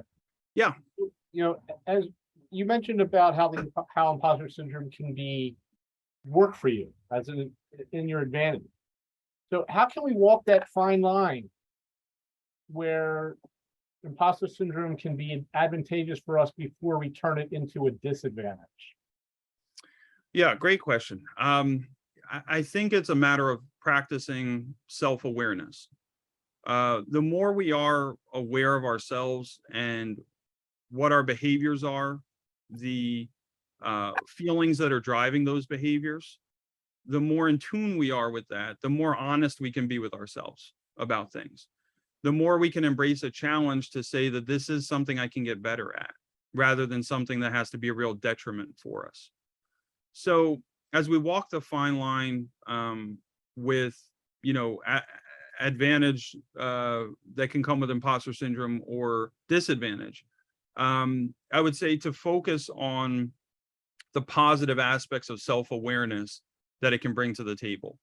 One real world example of this is when I'm working with individuals who are preparing for an interview, let's say, and they are concerned about areas for growth or weaknesses. And that's one of the toughest questions that can come up for people, because we're afraid to overshare a weakness. Is it going to be held against us? How do I give a good weakness answer? What I help them do is reframe that as something that's more of an area for growth. And when you look at it that way, you don't look at it as a detriment that I'm not bringing something to the table with a weakness. Rather, you're looking at it as something that you can get stronger with, something that you can develop maybe into a strength. something that you can embrace and say, I can get better here. And that's a good thing. That's only adding to who I am as an individual or as a professional. But it takes a level of self-awareness and acceptance to be able to do that in the first place. So that's why I would say walking the fine line is very much about that and being honest with yourself.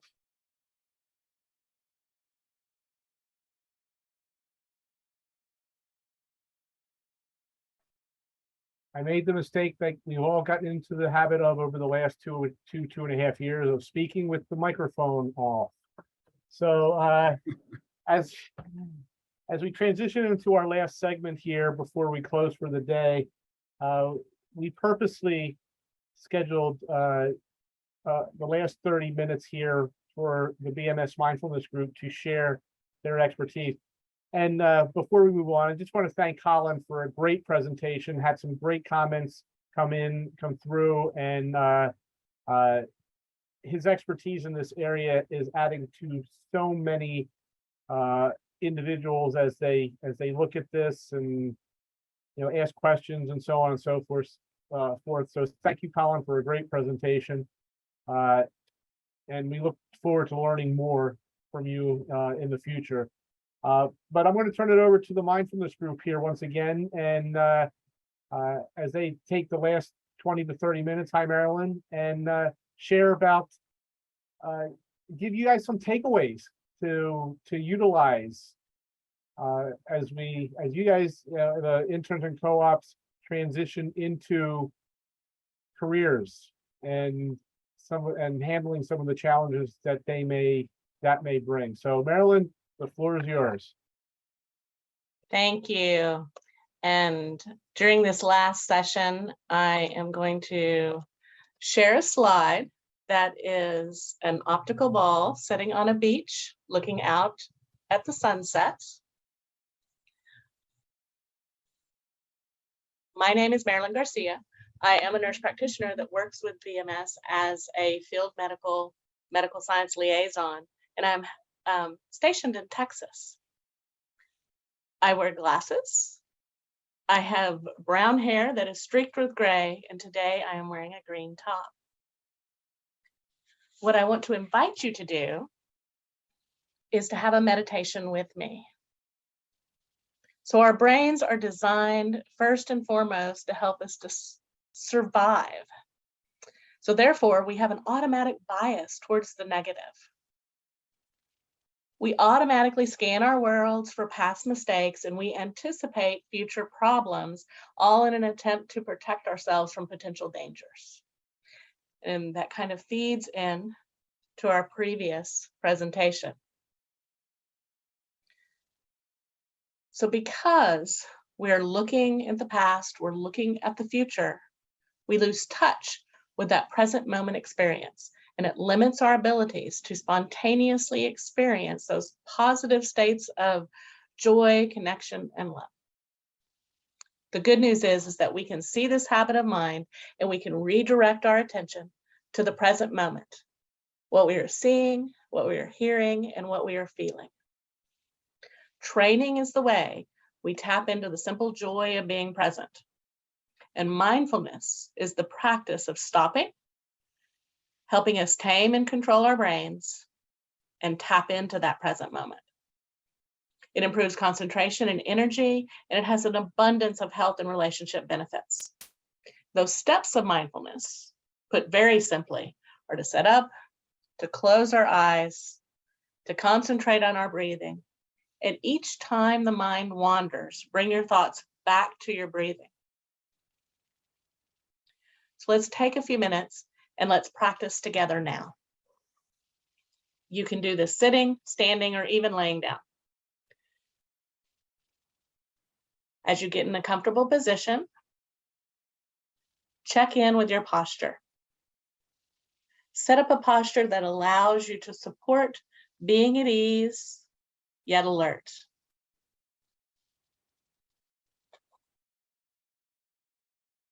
Feel the support of the ground or the chair beneath you. Soften your body and let the spine, the neck, and the head be in alignment. Unclench your jaw. Rest the hands comfortably. If you're setting, this may be on the top of the thighs, maybe on the arms of your chair.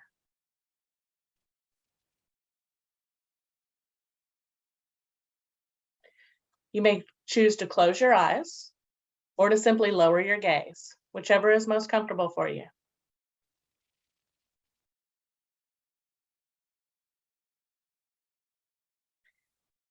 Feel for letting go of everything that has happened before this moment in time.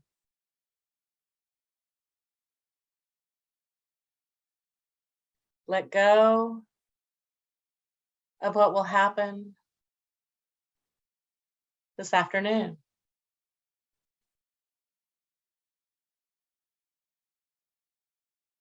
Be right here. Simply be with me during this time. Everything else can wait.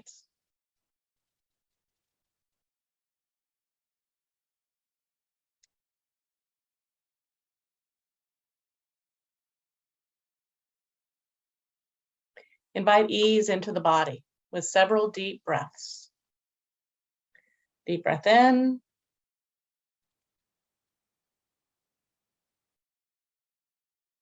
Full breath out.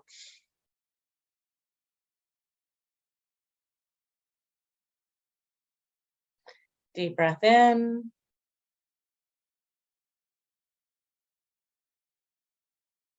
Full breath out.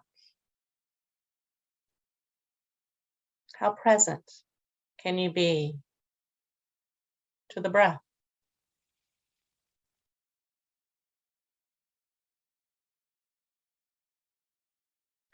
Feel the full duration of each in-breath.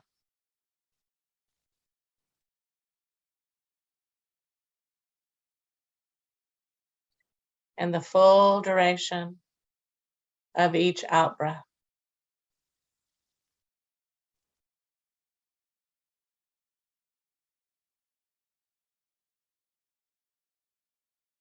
Only hold space for the breath.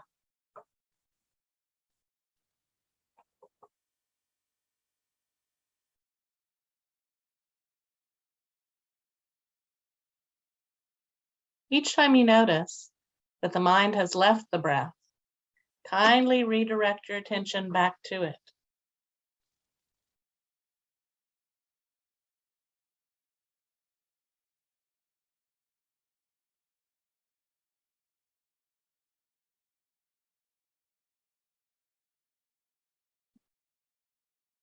Fill the lungs with air on the in-breath.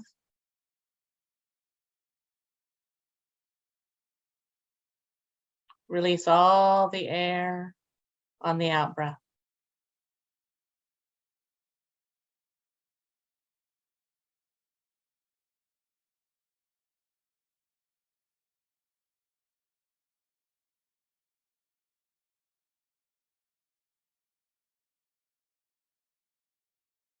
Now let go of controlling the breath. Allow it to return to its natural pace. Notice any effects of the intentional deep breathing. Is there even a little subtle shift?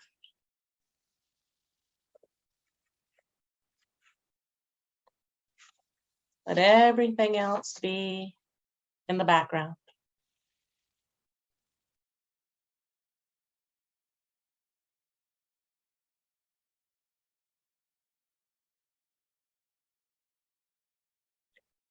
Tune into sensations in the body.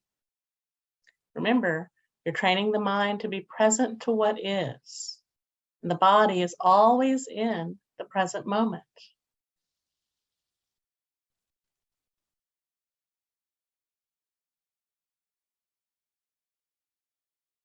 So getting curious about the body, what are you noticing right now?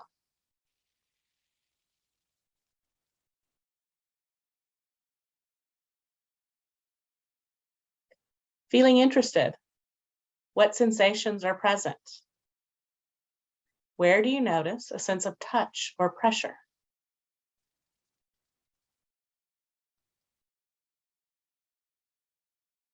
Where do you notice temperature?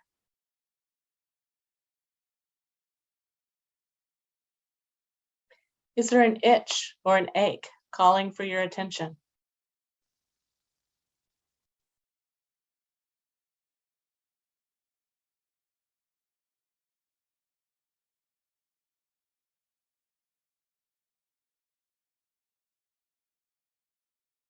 Moving the spotlight of your attention, let's explore different parts of the body. Noticing whatever you might notice, sensations or even no sensations. Allow the body to naturally call your attention into the present moment. Feeling the feet. Be aware of sensations in the feet as you breathe in and breathe out.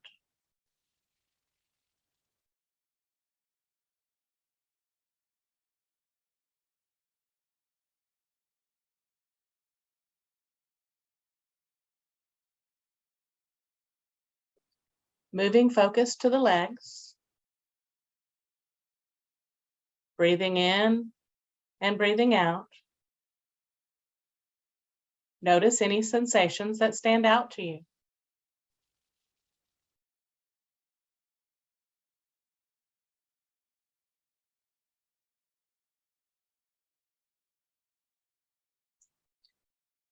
Now sensing into the torso. What do you notice in the front body? Is there movement with the breath?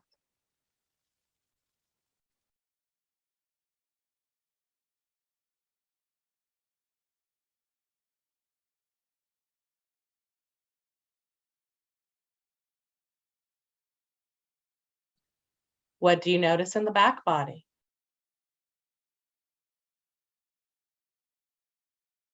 Is there the feel of a chair?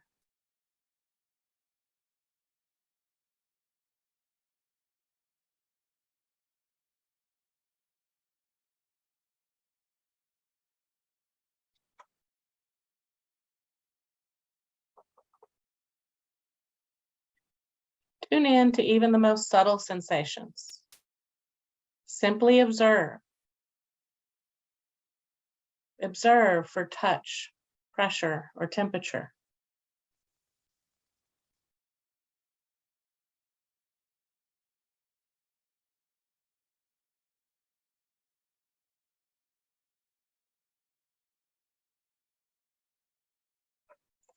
Moving on to the hands. Knowing what the hands know in this moment. Is there warmth? Is there coolness?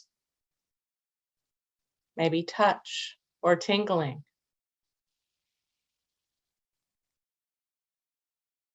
Is there an ache? Have you used the hands to scratch an itch?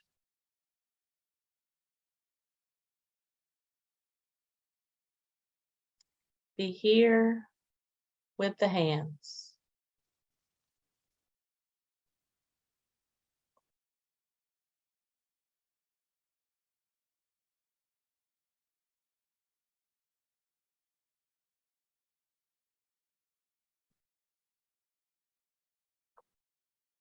Checking in with the face. Opening the eyes and the mouth wide for a moment, and then releasing. Unclenching the jaw. Scanning the muscles and the skin. What do you notice in the muscles of your face? Can you feel a smile?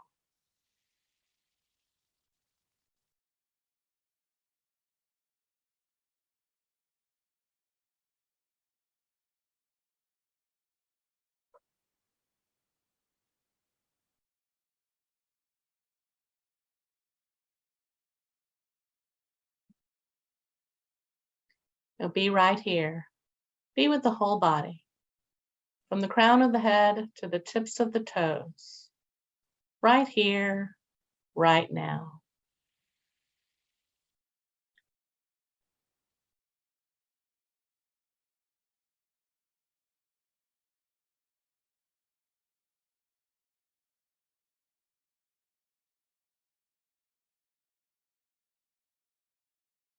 Anytime your mind wanders away, it's not a problem.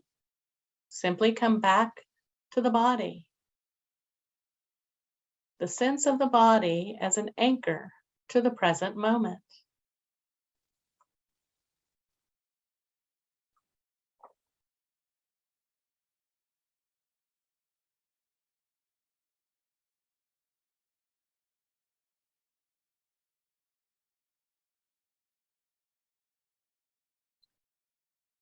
And choosing your anchor, this might be the breath, an area of the body, or even sounds. Become curious about your experience. Hear the sounds that are coming and going. Feel the breath in the moment. Notice the wide range of sensations in the body.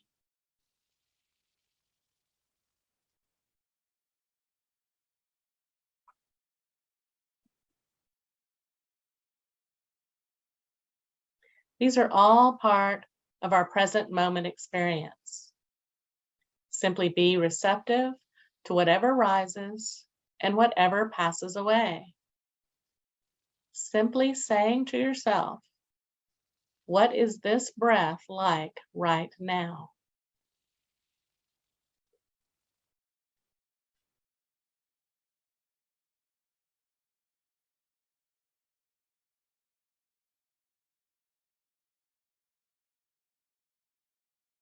What's happening in the body right now?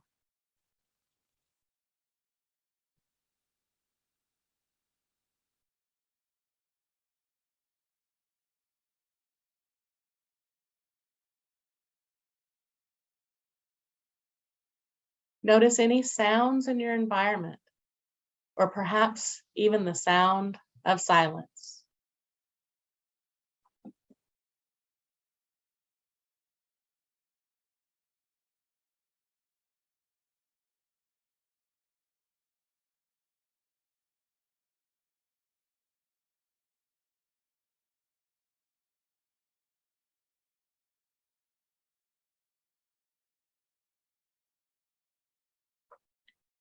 Now resting right here with your chosen anchor. You may be riding with the breath. You may be resting in the body. You may be hearing the sounds as they come and go. Noticing how all of it changes, moment by moment.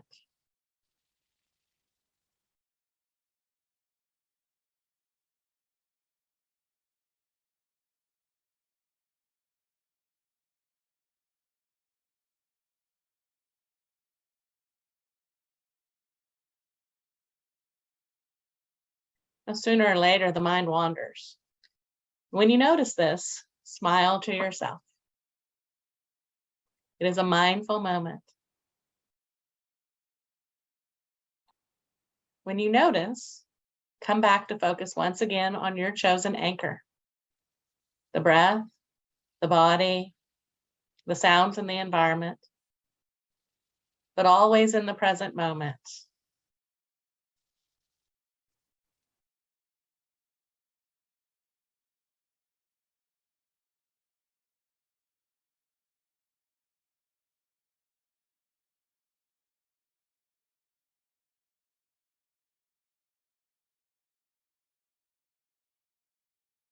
Back to the present moment.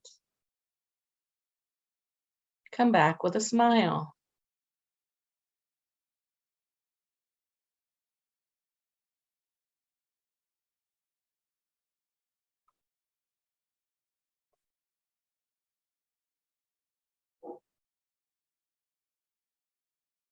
Right now, there is nothing to do and no place to go. Be here in this moment, present to your experience.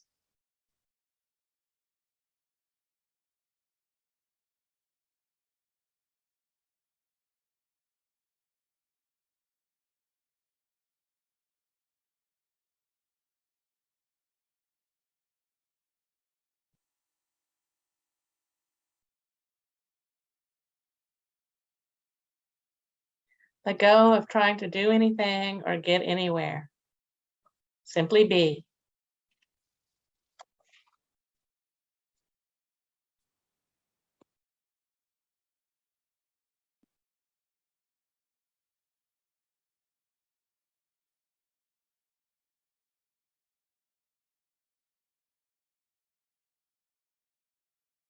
And when you become aware you have been carried away by a long train of thought, you might check in with what that feels like in the body. What does my body feel like when I am thinking? Is it more contracted or more expanded? No need to think too much about it. Simply just notice. And with kindness and ease, focus once again on your chosen anchor. Smile and come back to this sound, this breath, or this sensation.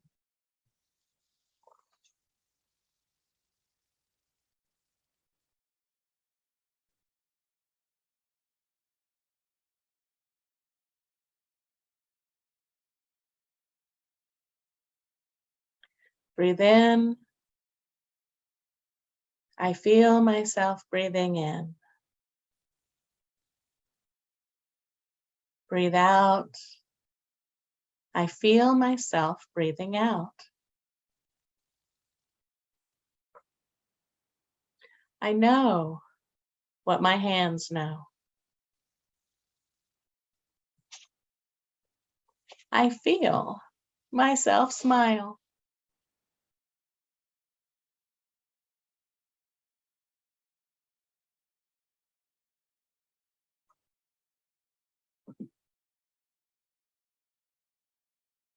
Coming back again and again, doing this with a sense of ease, maybe even smiling a bit each time you come back, retrains the mind. It retrains to be here to the breath, to be here to the body, to be here to the subtle sounds.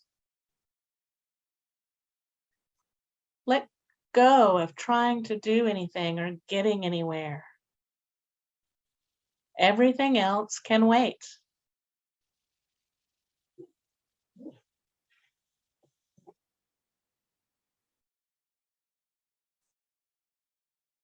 So as we come to the end of this practice of being present, take a moment to check in with yourself. What is the feeling in the body? What is the quality of your mind state? You might notice a simple joy of being present. Remember, you can bring this practice into your day, short moments, many times. And when you notice the mind has left your present moment, smile and remember, be right here.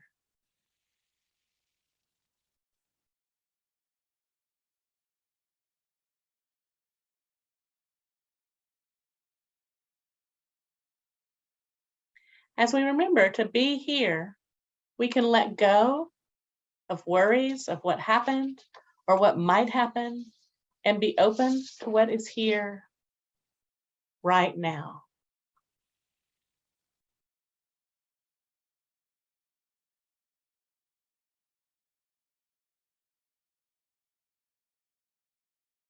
So returning to the breath, become aware of your surroundings.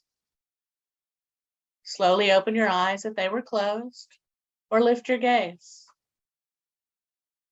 Thank you for holding the space with me today. And take good care, friends. And back to you. Great. Thank you, Marilyn, and the rest of the mindfulness group. Very well needed. And very, very refreshing. I think we forget to do this as part of our day. I know personally, this is something that I do every morning. That focuses me on how I am coming into the day, and then how I can take the rest of the day to re-energize, refocus, and just be a better me throughout the day. So thank you for that. And we're getting close to the end of this program, and again, thank you to everybody.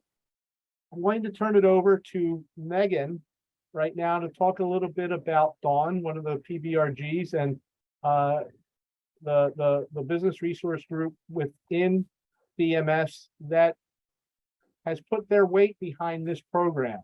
And thank you, Megan and Dawn, for this. And please, very interested in learning more about what Dawn can do for these interns and co-ops as they embark on their career, and the importance of joining a personal business resource group. Thanks.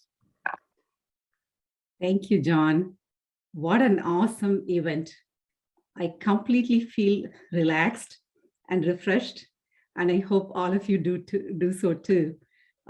Yeah, Marilyn's relaxation technique was really good, right? So please provide a virtual applause for our speakers for their amazing contributions, and also for all of you for taking the time to show up here. That means a lot. That means, you want to improve your well-being and also the well-being of others in your life too. So great job. Also special thanks to our early career team, Rutgers University, and our wellness partners for such an impactful program. Right. So with that, those thank yous. Now, just a little bit about Bristol-Myers Squibb and our organization, DAWN, which stands for Differently Abled Workplace Network, right? So at Bristol-Myers Squibb, we lead with inclusion for our colleagues, business, industry, and community, right? And as part of our organization, which is Differently Abled Workplace Network, our purpose is to foster an environment and culture that promotes our employees with disabilities and also those in caregiver roles. We have about 2,400 plus members across 19 countries. As part of DAWN, we focus on 3 major objectives, if you will. The first objective is attracting and retaining talent with disabilities. And the second one is lifting and removing any stigma around disabilities. And the third one is improving health equity for people with disabilities. And we achieve this through 4 pillars, if you will. The first pillar is recruitment. So we do this by bringing diverse talent from outside of BMS through our talent acquisition teams and also our STEM outreach programs. And the second pillar is our workplace pillar. Through our workplace pillar, we nurture diverse talent within BMS through onboarding our employees.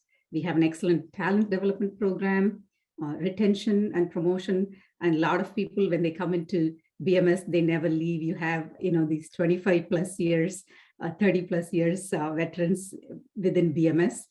We define such a great career path, and we provide such a collaborative environment, if you will. So it really provides a wonderful workplace environment. And the third pillar that we have is marketplace.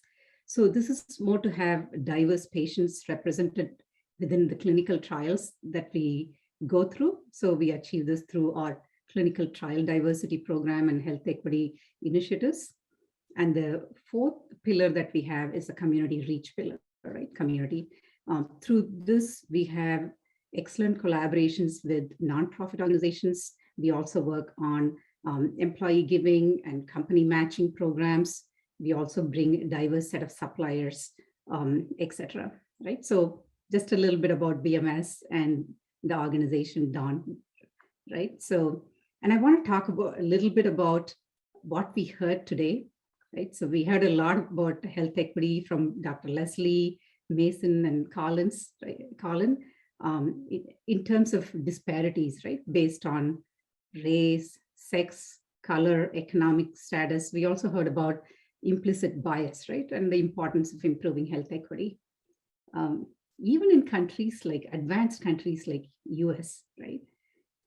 We have areas where we have literally food deserts, if you will, right?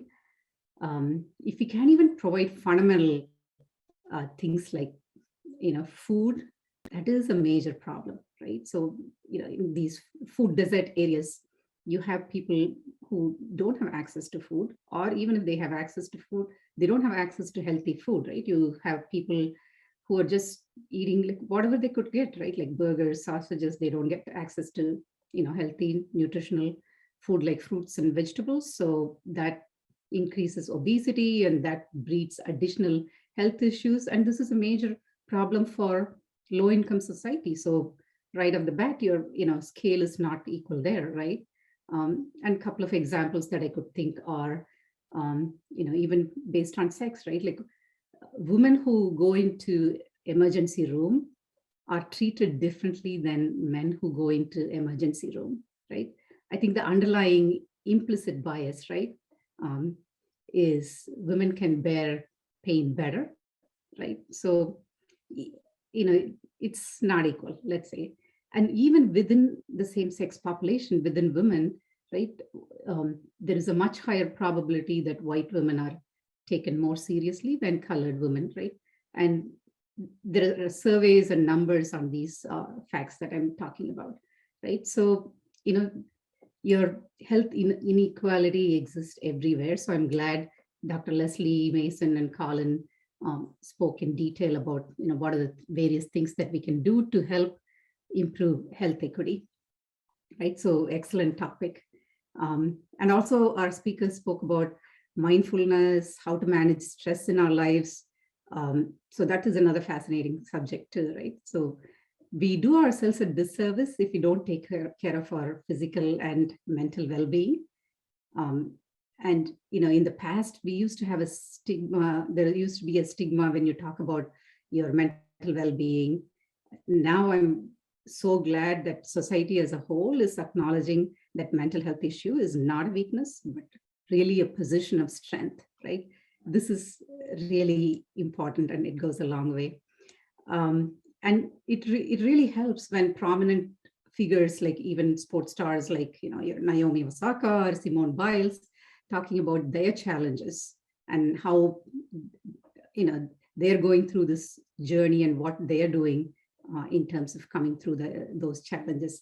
It makes us think, take a pause, think, hey, superstars like, Naomi and Simone are going through those challenges. What about us? We have challenges within our own life too. And what are the different things that we should do in terms of taking care of ourselves and people around us, right? So I think we are definitely going in the right direction. And I can definitely relate to that. I'll share a personal story with you here.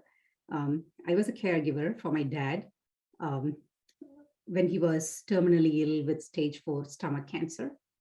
And at that point, I was like a warrior 24/7, taking care of my dad, my family, not thinking about myself, just like really running, moving. You're just a warrior, right? I didn't even realize that how I was feeling and the fact that I was hurting inside. But that journey has taught me an important lesson of personal care, the need for me to take care of myself so I can better take care of others as well, right? So now I do yoga every day. That helps me tremendously in terms of managing different kinds of stresses. So, this helps me in terms of not only taking care of myself, as I said, just helping others better as well. And Colin spoke about process visualization that I really loved. I'm going to absolutely try to put this process visualization in practice. I've tried this outcome visualization. It has helped, but this is the first time I'm hearing about process visualization. So huge thanks to Colin. Definitely going to put it in practice. And Marilyn took us through quite a few relaxation technique. I can already feel that I'm refreshed for the day. So I hope all of you took many nuggets from these sessions as well. In closing, I want to leave you with 3 messages, right?